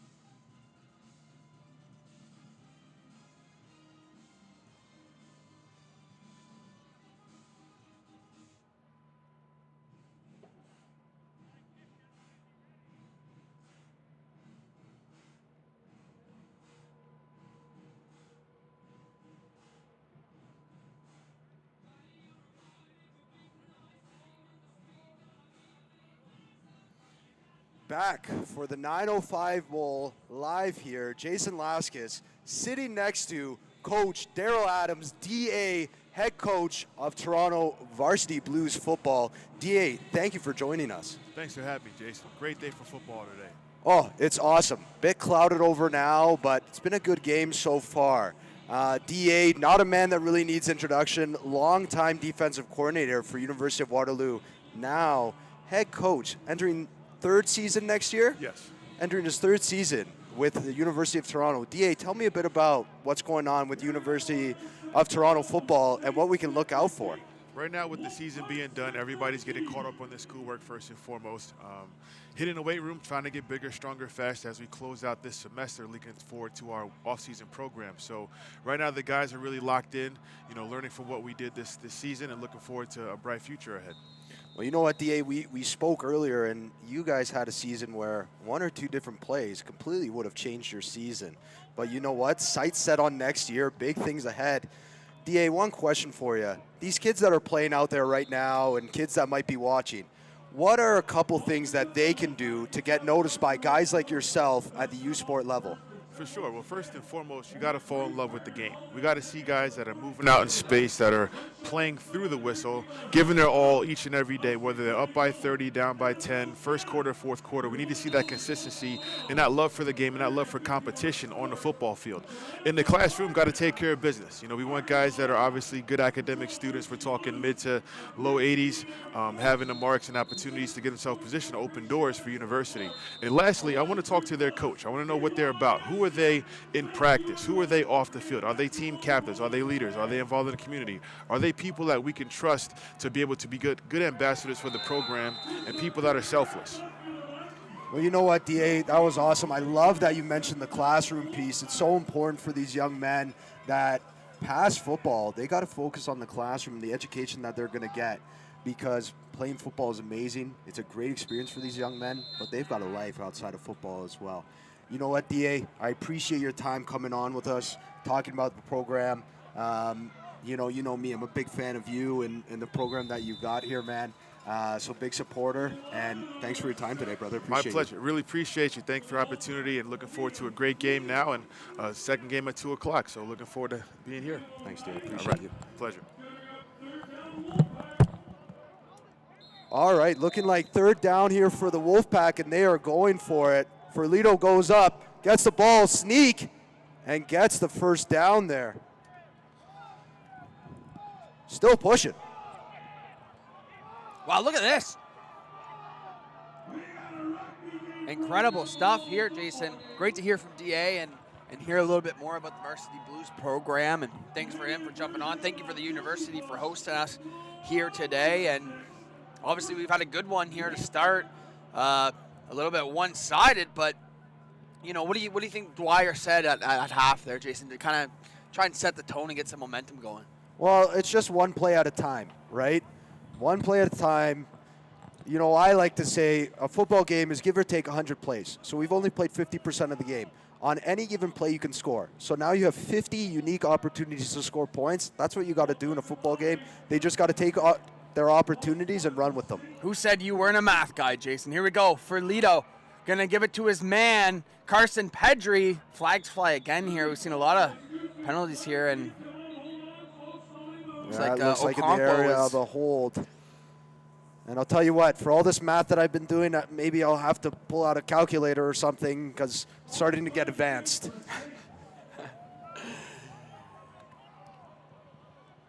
Well, obviously the story of the first half was the 5 turnovers forced by this Wolfpack defense, but how about the offense, Jason, as well? Playing complementary football, Joseph Ferlito, Nicholas Pagani, Lucas Macklem, Kaimani Stanley, you name it. And here they're going to move forward for a 1st and 5, but they were very impressive in that first half as they get a fresh set here. 1st and 5, Ferlito handed off. Carson Pedri makes a nice move in the hole, breaks a tackle, still pushing forward. And a very good gain, making something out of nothing there, Jason. Yeah, someone on the Wolfpack is down, and I think that's Emric Govin. I saw him at the end of the first half, was a bit beat up, and hopefully he's okay. He's a big part of their O-line, playing left tackle. Absolutely. Well, looks like he's shaken up. We'll take a short break and a word from our sponsors.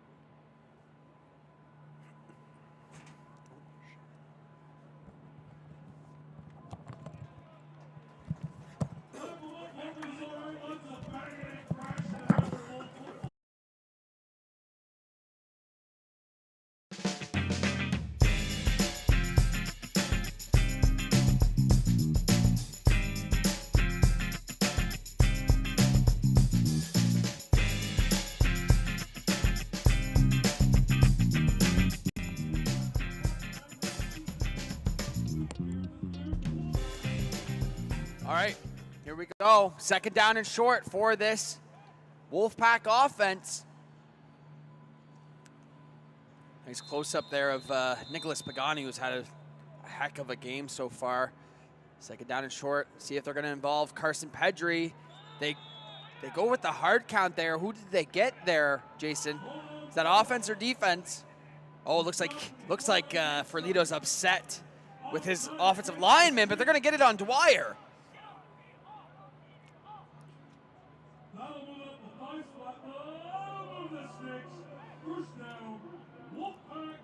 You know what? It looks like Hall has been rotating through linemen, but they just take some guy off the sideline who's like just as big as the guy that they've taken off. Their size is unreal. It's impressive for sure. First down and 10 after a fresh set. It looked like Ferlito was upset with his offensive line there, but they do get it on Dwyer. And once again, this offense having no trouble marching down the field. Handoff goes to Carson Pedri. Some room up the middle. Nice job by Dwyer. Rallying, making the tackle there, led by their defensive line.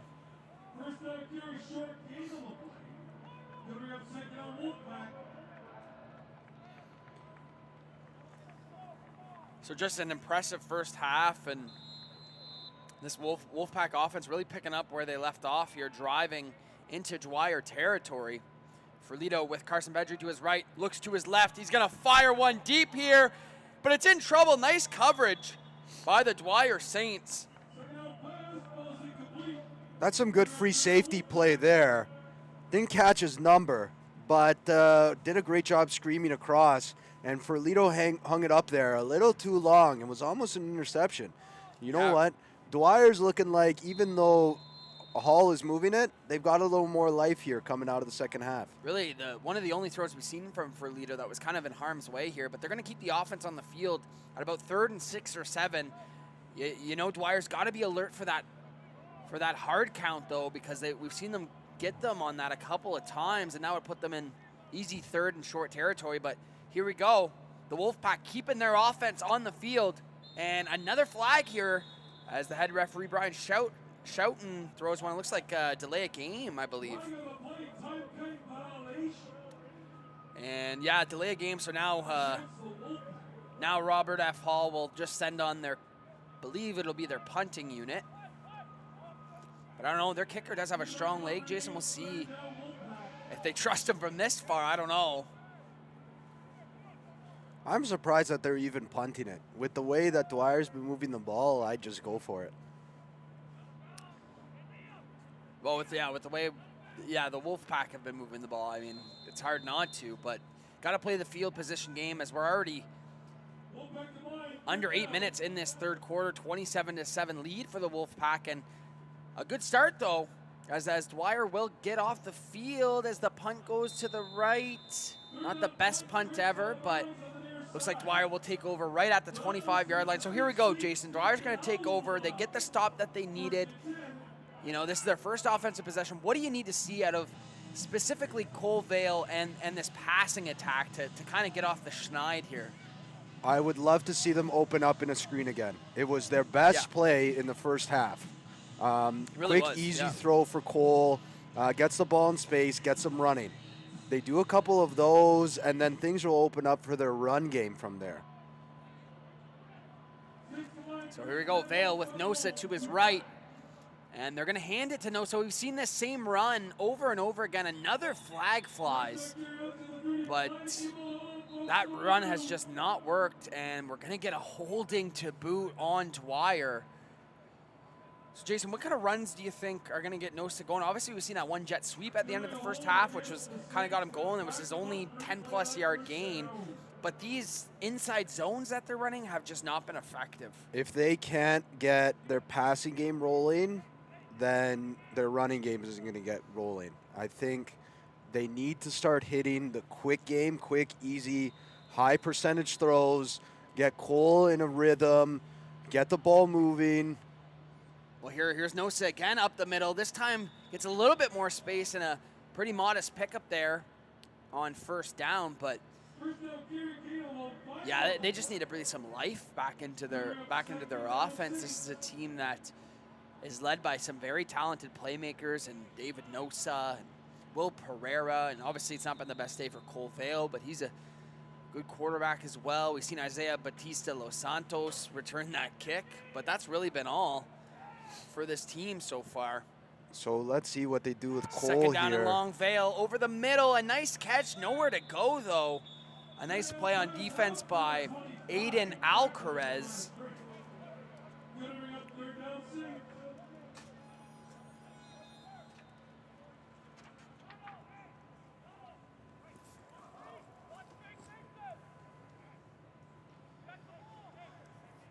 So, looks like Dwyer gonna send on their punting unit. So right now, Dwyer's in an awkward spot because it's tough for them to take a knee. The guy would have to turn and sprint back to take the knee. They're not taking a knee. Jason, we already seen him. So They're he's on going their to boot one. it. He is gonna boot it, and it's another short one. This time angled out of bounds at right about midfield. But obviously not the start you want for Dwyer coming out of the second half on offense. And just kind of sticking with what didn't work. I mean, really going with the inside zone with Nosa. And obviously Nosa is a key part of their team, and they need to get him going. But I think they can find other creative ways to maybe get him the ball in the second half. Yes. You know what? I like what they actually did on the first down run. They brought some more bodies in to try and open things up for Nosa there. But then holding call really crushed it, and then they're trying to bomb it with Cole Vale, which hasn't been working all day. No. Short little gain on second and long. It's not really going to get there. There was a bit of a kerfuffle there at the end. All the refs were throwing a flag. I saw somebody on the ground. Babies were crying. I don't know what's going on. We got babies crying. We got referees throwing blocks. We got pick sixes. We got kickoff return touchdowns. Jason, we got it all for you here on We've got TYSN. working at height safety. It's excellent. We got it all for you here live on TYSN for the 40th Metro Bowl, the 905 Bowl. Congratulations again to both these teams, both Paul Dwyer and Robert F. Hall, for making it here, winning their league championships and getting to participate in this Metro Bowl event, the 40th of its kind this year at Varsity Stadium here in Toronto, as the Wolfpack will take over on offense. Just under 6 minutes to go in this third quarter, looking to continue their surge offensively as Ferlito gonna hand it to his man, Carson Pedri, and he breaks first contact for, seems like every run today, Jason. The first man cannot get Carson Pedri down.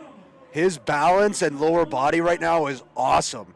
Like, he gets hit and then he gets wide and then keeps going. Like, on contact, he's moving his feet. It's excellent. Kind of a tale of two running backs, I think, in this one, Jason. Obviously got Nosa on one side, who's kind of that sprinter, that fast guy, and then you got Carson Pedri, who's kind of that grinded out.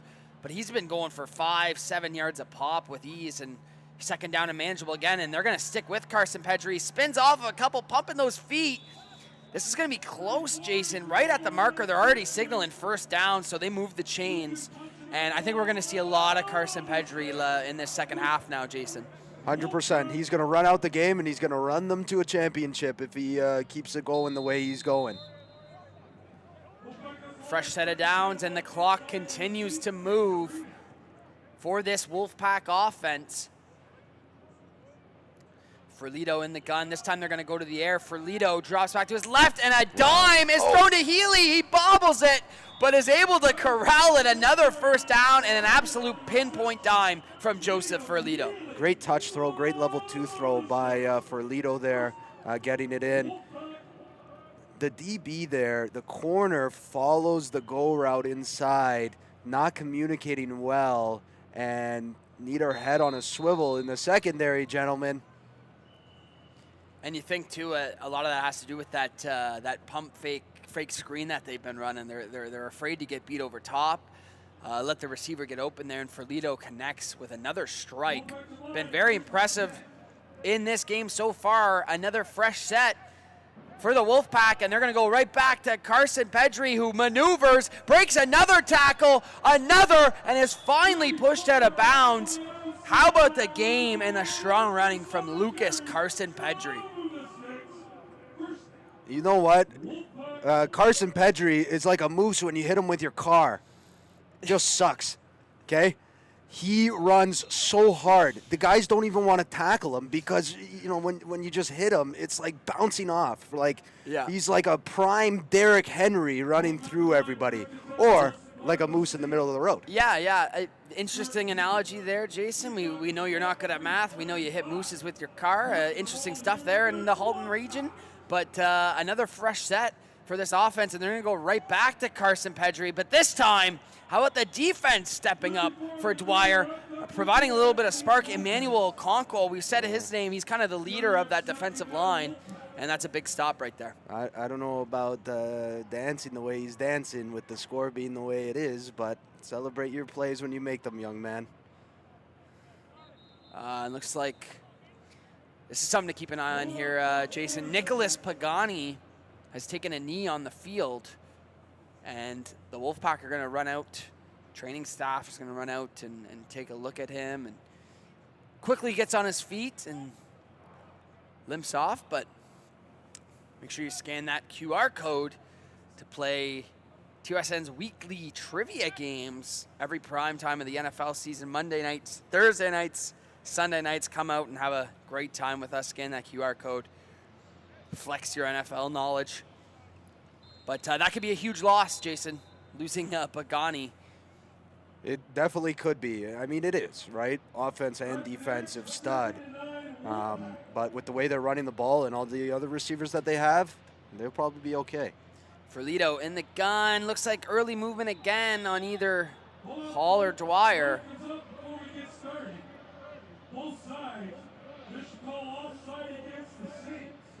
Yeah, Paul Dwyer again. Just relatively sloppy from Dwyer here today. And obviously the turnovers don't help, but their defense is kind of... I think I've seen them get 5 or 6, maybe even 7 or 8 penalties so far in this game, and a lot of just offside stuff. Penalties will crush you here, right? Interesting, number 97, Okonkwo, is not on in this. It's going to be tough. It's going to be a screenplay to Healy, but this time, how about the Dwyer defensive backs rallying for that tackle all over the screenplay? Couple of guys in there, including Cassius Watson. Yeah, that's the way you have to play the screen. Get everybody to the ball and group tackle. That way, you get your linebackers in there, you get your halfback in there, whoever it is, and then your deep defender can stay back so long as those guys are hitting their marks. So that's exactly what you want to do to defend the screen game. So they'll send on their kicker, your favorite here, This Jason. is my guy, there is. Eric Rizzardo. And that will be through. Another 3 points tacked onto the board as the Robert F. Hall Wolfpack have broken 30 in this one. 30-7 is now your score here in the third quarter. And that clock's going to continue to run at this point. So, Jason, you're Paul Dwyer right now. Obviously, this game has gotten out of hand a little bit, not the spot that you want to be in. But, I mean, listen, Cole Vale, what do you need to see out of him for this offense to breathe a sigh of relief and sustain a drive? I think that Dwyer's got to pull out all the stops now, right? Like, you've got to make plays, you got to make them quickly. Whatever you've been practicing since week 1 that you've only ran a couple times because it's your special play that we run it once and it's going to score, you got to bust all those out right now, pull out all the stops. Yeah. More importantly, it's mental right now. Like, how many points did Hall put up in the second quarter? That's what I'm saying to my guys. They did it, why can't we? Get our minds right and get it going. Interesting setup here by Dwyer with, what is that, 7 guys in the front line? Yeah, another great math by you, Jason. And it's a short kickoff. Dwyer to return, makes a nice move here on the return by Will Pereira. He was one of the key guys that we circled pregame that we talked about. Haven't seen him get too involved as Dwyer is really stuck with trying to get Nosa going on those inside zone plays. But Jason, if I'm the Dwyer offensive coordinator, I mean, I'm getting number 10, Isaiah Batista dos Santos involved. I mean, he has the only points of the game for this team. Let's get Nosa in space. Let's get Pereira in space. Let's see what they come up with here. Vale drops back. Gonna launch one to the right, and just not on target. Yeah, he's been off rhythm today and hasn't been able to hit. So it's going to be tough for him, right? I know what they were trying to do there. They had Nosa in the flat. I think they're trying to hit Nosa in the flat, get him in space. Linebacker did a good job coming down on that. And the secondary, like this defense as a whole for Hall has just been lights out. I threw it in no man's land, but here we go, 2nd down and 10. Vale drops back over the middle and right into the arms of Mason Burke, who drops it, looking for his 2nd of the game. Once again, Vale putting the ball in harm's way, and that will be the end of the 3rd quarter. And we'll probably see Paul Dwyer's punting unit come out after that. But man, Jason, just another ball in harm's way. That would have been the 6th turnover in this game for the Wolfpack, and how impressive has their defense been? Oh, they've been absolutely balling out. Like the linebackers, the D-line, the DBs, everybody's been balling out.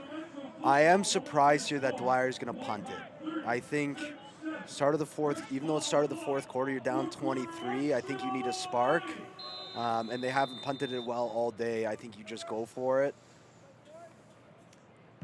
Yeah, that ball's tipped too at the line, and it's just gonna trickle forward. Dwyer gets down there. Late flag, looks like it's gonna be a blindside block. But yeah, I mean, from what we've seen from Vale, like, do you think that Dwyer at this point would be better off maybe running some sort of different offensive scheme where maybe they get Nosa as a wildcat quarterback, or they get something in space, or do you like the screen game still to set something up for them? Because we're here in the 4th quarter. Obviously, it doesn't look good for them to win, but you'd like to see their offense kind of get some juice. Tough now with the situation that they're in to run like a wildcat with the limited time that they have. Right. They have to kind of spread it and bomb it now, and Vale's probably their best bet, right? Yeah. I think to get some double moves more on the outside and spread it out. You know, even like a screen to a toss pass, something like that, like a double pass could work. I think they have to get creative here with whatever they do. In the meantime, the Wolfpack take back over, and you're certain to see a lot of Lucas Carson-Pedri. He's been great in this game, and these are the moments that you're very happy that you have a strong tailback who can break tackles whenever you're trying to put a game away in the 4th quarter. But they're going to drop back to pass here. Rolling out to his right is Ferlito, looking over, and a nice sliding grab as he connects with, I believe that's Bryce Prier. Man, how excellent has Joseph Ferlito been? You know what? He's a field general, man. He can deliver it. He's doing well. He's athletic enough to get on the roll and make a play there. He's not going to burn you with his speed or make a big play there, but he's just your classic field general, man. Just maneuvering back there, finding the guys, putting touch when he needs to, putting zip when he needs to, just doing all the things he needs to do. Cool shot there of where we are at, downtown Toronto. Back to the field level, though, we got Carson-Pedri once again, churning those legs. The clock continues to go. Joseph Ferlito, too. A little bit about him. I know he plays for the Brampton Bulldogs in the Ontario Summer Football League. I believe he was an OSFL All-Star. So this kid's got all the talent in the world and looks to add a 905 Bowl championship to his resume. And then it's looking like they're going to be playing in the Metro Bowl next week. So impressive couple of years for this kid playing football.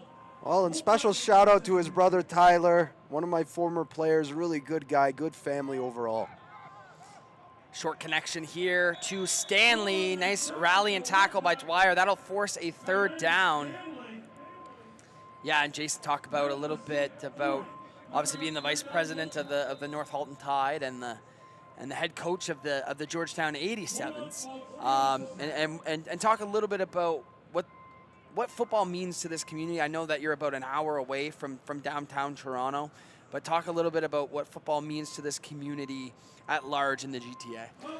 Well, football in the GTA is huge. I think we have the highest percentage of teams in a small area in the entire OSFL, the rep league there.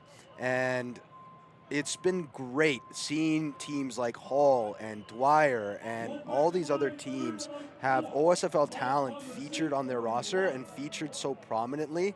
It goes to show how effective the league is and the coaches in the different centers are at developing their talent. Yeah, here's Ferlito, as you mentioned, Jason, hitting his man, Nicholas Pagani again, and that'll move the sticks. Like, look at Pagani and Ferlito there. Like, Ferlito is a product of the Brampton Bulldogs. Shout out to Coach States and Coach Grinch and the guys there with what they've been doing. And you know what? Like, it's the proof is in the pudding, man. It's clear as day what's been going on in the OSFL and how great it's been at developing these young men. Yeah, and shout out to these high school football programs as well, as we've seen this Robert F. Hall Wolfpack team is a well-oiled machine. I mean, for this level, they've been tough to stop. First down run and an injured Wolfpack member there grabbing his leg. It's not very good. Yeah, and we will step away for a short moment as the Wolfpack attend to their player. We'll be right back.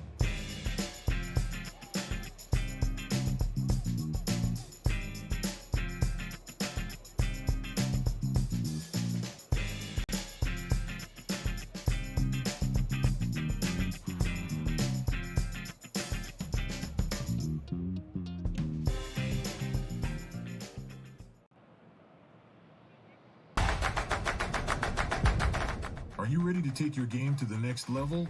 Introducing Area 51 Sports, your ultimate destination for everything football.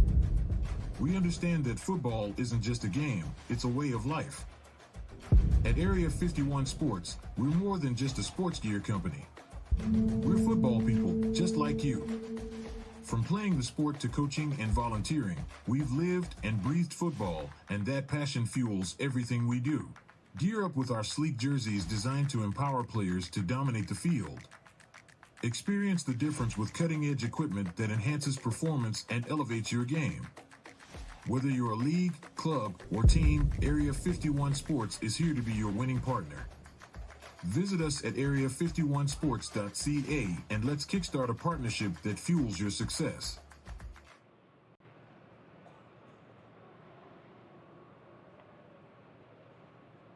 This is more than a game. It's the grind, the glory, the story. Hey, welcome to the 2025 OSFL Dan Grossi Memorial Cup U18 AA Quinty Skyhawks battling the Sarnia Sturgeon. Devin Gilmore, Neil, your play-by-play announcer once again for this game. Joined by Coach T, Tristan Romeo. Chugging along, Evan Benoit will throw up the B sign. That's a house call. Skyhawks. It's a house call for Benoit Frey and the Quinty Skyhawks.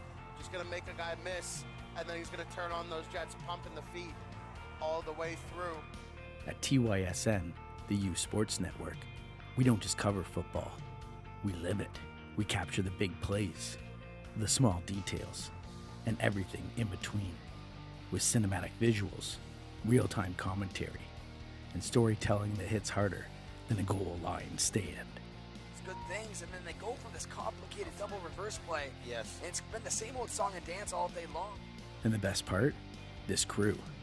They're just like you. Young, driven, and hungry to create.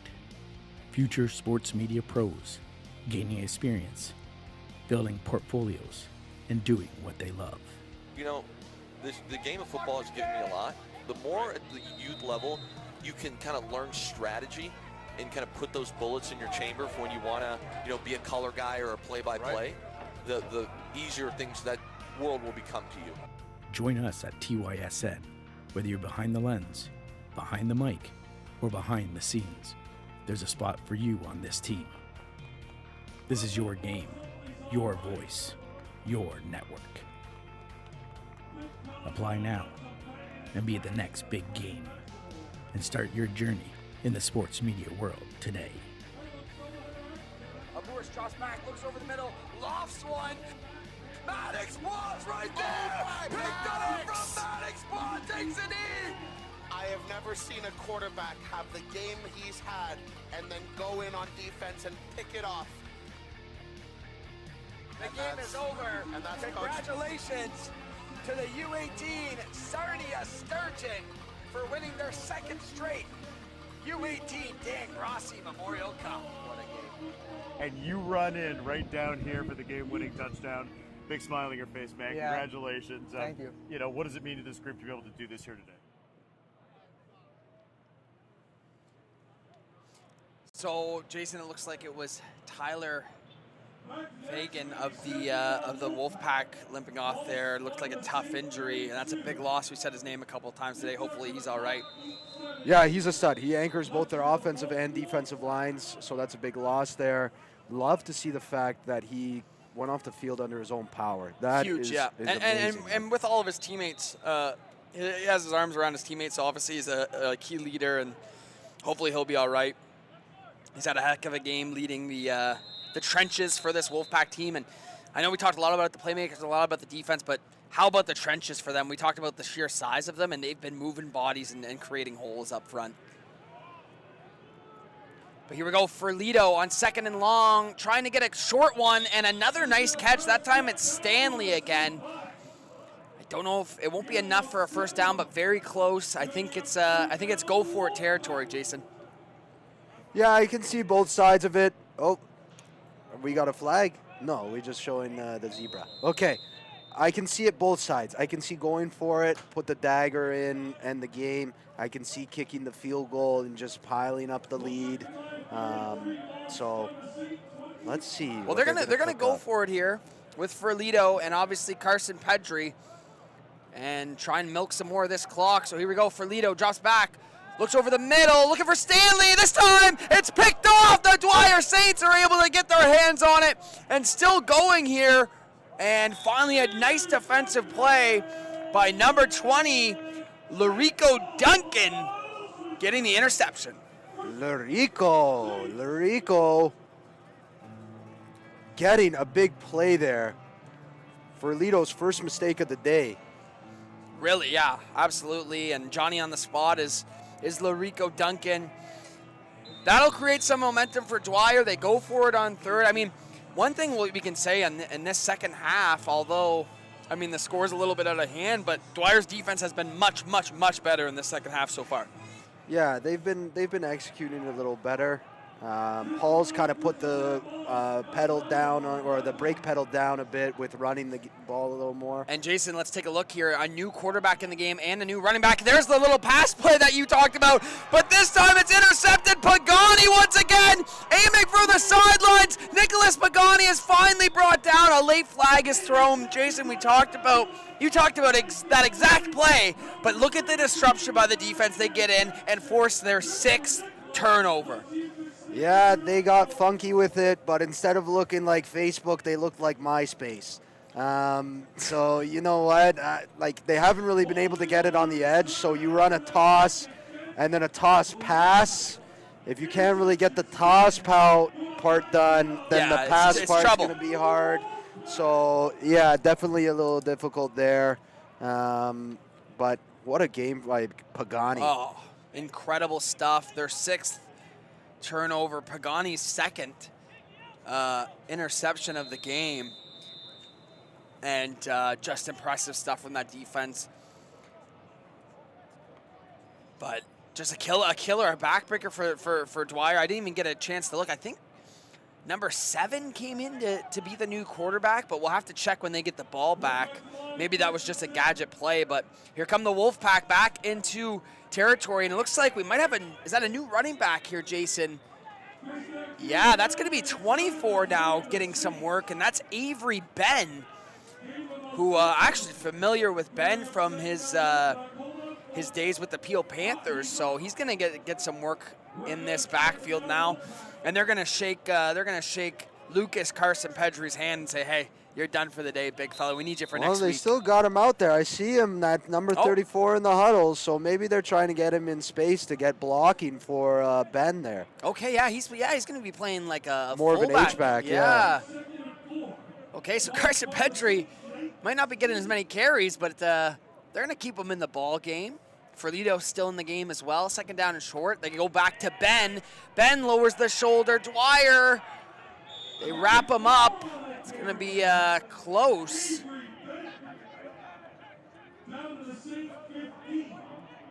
But it's always good, especially if you're Robert F. Hall, the Wolfpack here, Jason. It's great because you know at this point, with under 5 minutes to go in the fourth quarter, you're going to be playing in the Metro Bowl next week. So you can maybe start resting those starters if need be, and avoiding the injuries. And well, obviously we already seen kind of a key one, Tyler Fagan. We'll have to look at that next week if he's in the game. But it's a courtesy that you get. Yeah, I'm surprised some of the guys that still got in. I'm surprised that Ferlito's still in there. It looks like Pagani's come off now, but wouldn't be surprised to see Coach Beresford rotating some of these guys and getting them a rest. And looks like it'll be a timeout on the field, but looks like an injury. Oh, no cramp action. Ate yeah, too much Stanley. chicken pot pie last night. He's feeling it in the calves. Well, we want to thank everyone once again for joining us here live on TYSN for the semifinal week of the 40th Metro Bowl. It's been all Robert F. Hall Wolfpack in this one, and a third down and short to keep milking that clock as Ben stays at running back. And they're going to give it to Ben, and he's going to get enough for a first down. The clock keeps moving, and Ben's third consecutive carry goes for a gain of a first down. You know what? It's been a while since I've watched a youth game been as well-rounded as this, played by Robert F. Hall. Incredible, yeah. Can't really point to any part of their game today that they didn't absolutely execute. So well done on this coaching staff. Coach Beresford, friend of mine, hell of a coach. Oh, he's been incredible today. You know, the rest of his staff, it's a testament to the work they put in with this group. 3.5 minutes to go. They're going to go right back to Ben. Ben makes a nice cut up the middel, still chugging those feet. Wow. And that's a great first down run from Avery Ben. Yeah, and I tell you what, Jason, Jonathan Beresford, he's the head coach of this team, and obviously the message was loud and clear because this team came out firing on all cylinders. Also the defensive coordinator, and I know the score says 30-7, but his defense has pitched a shutout as Dwyer's only points came back in the first quarter on that kick return. And funny enough, too, Jason, I mean, I believe was it a 7-6 game? It was a 7-6 game, so they've scored 24 unanswered points in this game, so very impressive from the Wolfpack. Second down and short. They can get a first down without a touchdown. They're going to go back to Carson Pedri. That should be close. They only need about inches to get a first down, but they're going to call him short. I'll tell you what, Dev, the TYSN turning point today was early, I think it was first or second quarter, when Dwyer had the opportunity to take a knee to reset field position. They punted it, and then we seen a touchdown 2 plays later. 2 plays later, never looked back. Looks like we got an early movement on the field as the. I don't think it was blown in. Oh, the play wasn't blown in yet. Third down and short, by under a yard here for this offense. But yeah, I totally agree with you, Jason. Oh. And their sidelines cheering because we're getting a new quarterback in here, Jason. That's going to be, I believe that's 82, Adam Lackey. What a quarterback number, 82. I think love to see if we can get a shot of him here, yeah, like I think that's 82, Adam Lackey. He's going to come up. He's old school. He's their sneak guy here, Jason. He's going to keep it, and he's going to get plenty. He might get into the end zone. Oh, Dwyer fighting for the ball. Do we have a fumble? Ball's still loose. No whistle yet. What? What happened here? They're going to... Ball hits the turf, and we have looks like we have another injured Saint in the end zone.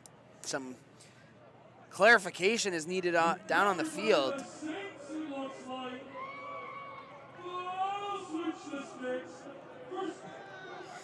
So they're going to call that a fumble and a Saints recovery. So that should go down as a 1-point rouge, I believe, right, Jason? I believe they're talking right now. It's probably going to be a touchback and come out to the 20. I don't think any points are going to be awarded since they recovered it in the end zone and remained in the end zone. Okay. I know you look to me for some heavy expertise here, but that one's got me scratching my old noggin. Wow. Paul Dwyer. It seems my analysis was accurate. No, you got it. No, you got it. Listen, nobody was. There we go. Nobody was confused about you, Jason, except you, which always seems to be the case. I overthink things. Paul Dwyer takes over, and it will be the new quarterback. If we can get the number on him, I believe that's. Is that Will Pereira? I believe that's Will Pereira. Yeah, number 0, Will Pereira, who's stepping into what we kind of mentioned they should have done a while ago and do this kind of wildcat quarterback route. And now you're saying, Jason, I mean, there's 2 minutes on the clock. It's a little too late. But we'll see what Dwyer can do here. Obviously, it's a big season for them coming in and winning their league championship and getting to this point. Obviously not the effort they want, but let's see if they can end this game on a positive note. Yeah, they had a heck of a season. They should have their heads held high on the effort and drive that they've had to get here. And flea flicker time. And getting out of dodge. But how about the Wolfpack led by big number 48 again, Mason Burke. He's had an interception, and now he adds a sack. Or is that 40? That might be 46, actually. Rowan Laidlaw. Is that 46 or 48? No, that's 48. Yeah, Mason Burke. Mason Burke's had a great game on the defensive side. Oh, Should incredible. be very proud of himself. Interception, a sack. He got flagged for a pass interference earlier in the game and then turned that around quickly. But 3rd and long, 1:30 to go in this game. Game 1 of the semifinal day here at the 40th Metro Bowl. Obviously, we got the Toronto Bowl for you coming up right after this. And Dwyer will punt it away. It looks like it was tipped again by big number 95, Tristan Thomas, but some room on the return. Kaimani Stanley using that juice to get outside, looking for some space. So let's take a quick short look here to our next game, Jason. It'll be myself and Jason on the call once again for the Toronto Bowl. We have the Chaminade Griffins versus the Western Tech Colts. And that'll be the Toronto Bowl. So that's the public Toronto school board taking on the Catholic Toronto school board, and those two teams, as you see it on your screen right there. Chaminade. I was getting the lay of the land on how to pronounce them last night. It only took me 23 tries to nail that pronunciation, so I thought you'd be proud of me there, Jason. 23 is good. I thought I had the over-under at 25. So yeah, exactly. Yeah, hammer the under there. Chaminade. I didn't get the memo. Every team is green. So that's very true. It's very green-yellow vibes. Well, Paul Dwyer has no green. But I think they're the only one. They got the yellow. They have yellow. I mean, yeah, they have the same. They have the same helmets, pretty much. You can't really tell them apart down on the field. But we will get a timeout. 40 seconds to go. Make sure you smash that subscribe button and stay with us as we'll find out in just a couple of hours who the Robert F. Hall Wolfpack will be playing. Will it be the Chaminade Griffins or the Western Tech Colts? Come with us here. 2 p.m. kickoff time live on TYSN later today. About an hour's time from now. But still 40 seconds to get through here, and now we got the backups in the game. And a fumble, Paul Dwyer looking to pick it up. As the backups came into the game there, Adam Lackey pitched it to his man, and Dwyer, one of their best plays of the day, as the new running back for them was Kyle Patricia. And look at this. I like to see this. Dwyer still getting excited. Obviously, it's not the result they wanted today, but that's a great play by 17 on Dwyer. TJ Jan Angel. Jan Angel, yeah. Jan Angel. Yeah. Way to get your bucket on the ball and force a turnover there. So we'll see the last few plays of this Highway 905 Bowl. Look at this formation here, Jason. We got the running back on all fours, and the ball goes up, and the wind just takes that away.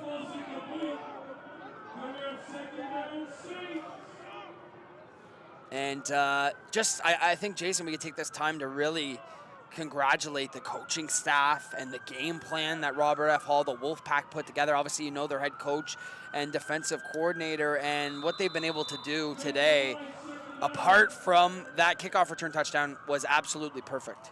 Well, you know what? They're going to hoist this trophy, and it's well-deserved. And you know what? I made the spicy prediction that Hall could go all the way, and man, if they play like this. Well, look at this ball, though. This is a good thrown ball. The receiver not really looking for it. Yeah, Jason, I thought that was a really bold prediction, especially whenever it was 27-7 Wolfpack when he made that prediction. You really went out on a limb there. Yeah, you know what? Yeah. Picking the only team that's are automatically through to the next round to win. I've learned in all my years of football that typically the team that scores more points is going to be the one that wins. So the one that was up, I made that bold prediction. I need to find whoever your high school math teacher was and tell him you thought he was bad at math. You should have seen and heard all the tidbits today that you had for us. I mean, just incredible. They were probably tuning in and probably are crying real tears for failing me, or that I have failed them in their educational prowess. We see Paul Dwyer, third down. And Will Pereira is going to take the direct snap, and nothing doing. The Wolfpack stop them. 11 seconds to go in this one as they're going to come out, and probably we'll see a couple of kneels. But let's turn our direction here. I see the board chair, George Gredis, down at field level holding the box. He's ready to get on and celebrate with the Robert F. Hall squad down there. So just impressive stuff from them today. Obviously the Wolfpack moving on, and good for them. I mean, this is a team that has lost to St. Roch 2 years in a row to get to this point. As you see George Gredis there, the board chair of Football Toronto down there, did a great job putting this event on and in this community, as we see a kneel. But that'll be it, Jason, and congratulations to the Robert F. Hall Wolfpack, your 2025 Highway 905 Bowl champions, as they defeat the Paul Dwyer Saints 30-7 here at Varsity Stadium on Thursday. Jason, what can you say about this performance? Exceptional. Exceptional. I want to say it's bulletproof. Very little mistakes today by the Wolfpack. Did extremely well. Should be proud of themselves as players. Coaching staff did a phenomenal job game planning and executing their game plan. Should have their heads held very high in this cup victory. And unfortunately, on the other side, Paul Dwyer, this is, I believe, their second year in a row losing the 905 Bowl, losing to St. Roch last year. This year, they go ahead and they lose to Robert F. Hall, but obviously themselves a very established program led by Brad Smart, and I'm sure they'll be back, but it's got to be a tough pill to swallow. You lose this game twice in a row in front of these this home crowd here at Varsity Stadium. Yeah, you know what? I think they've got a pretty young squad. I fully expect them to be back come next year. They have a bright future ahead, and despite the outcome today, should hold their heads high. Absolutely. And, you know, just hats off to both of these programs for making it this far and for getting the job done. It's been absolutely incredible to watch this first game. Reminder to come down at 2 o'clock to watch our second game of this doubleheader. But let's join field level as Jesse Card is with the player of the game, Nicholas Pagani.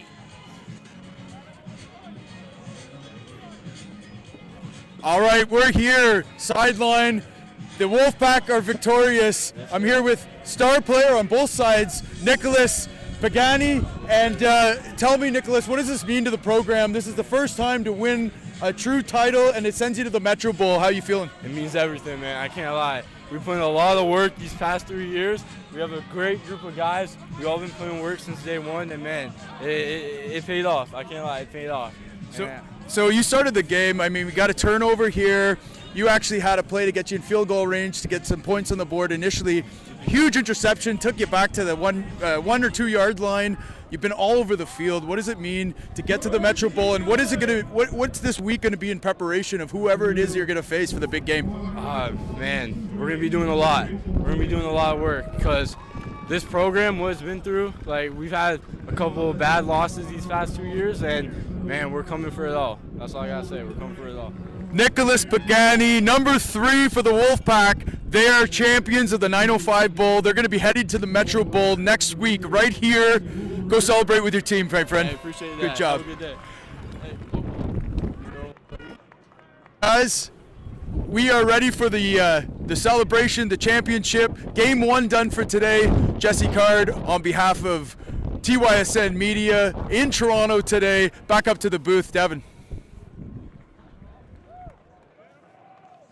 Thanks, Jesse. What a game by Nicholas Pagani. What a game from the Robert F. Hall Wolfpack. Congratulations once again as you're looking down at field level.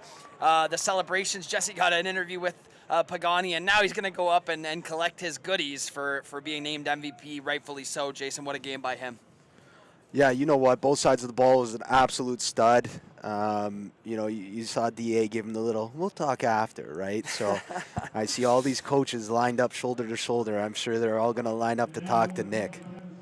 Yeah, definitely. And thank you, everybody, for watching Game 1 of this doubleheader here today. A 30-7 win for the Wolfpack. Enjoy their celebration. We will see you back here live at 2 o'clock as we got the Chaminade Griffins taking on the Western Tech Colts for the Toronto Bowl. Once again, everybody, thank you for joining us, and we will see you in about an hour's time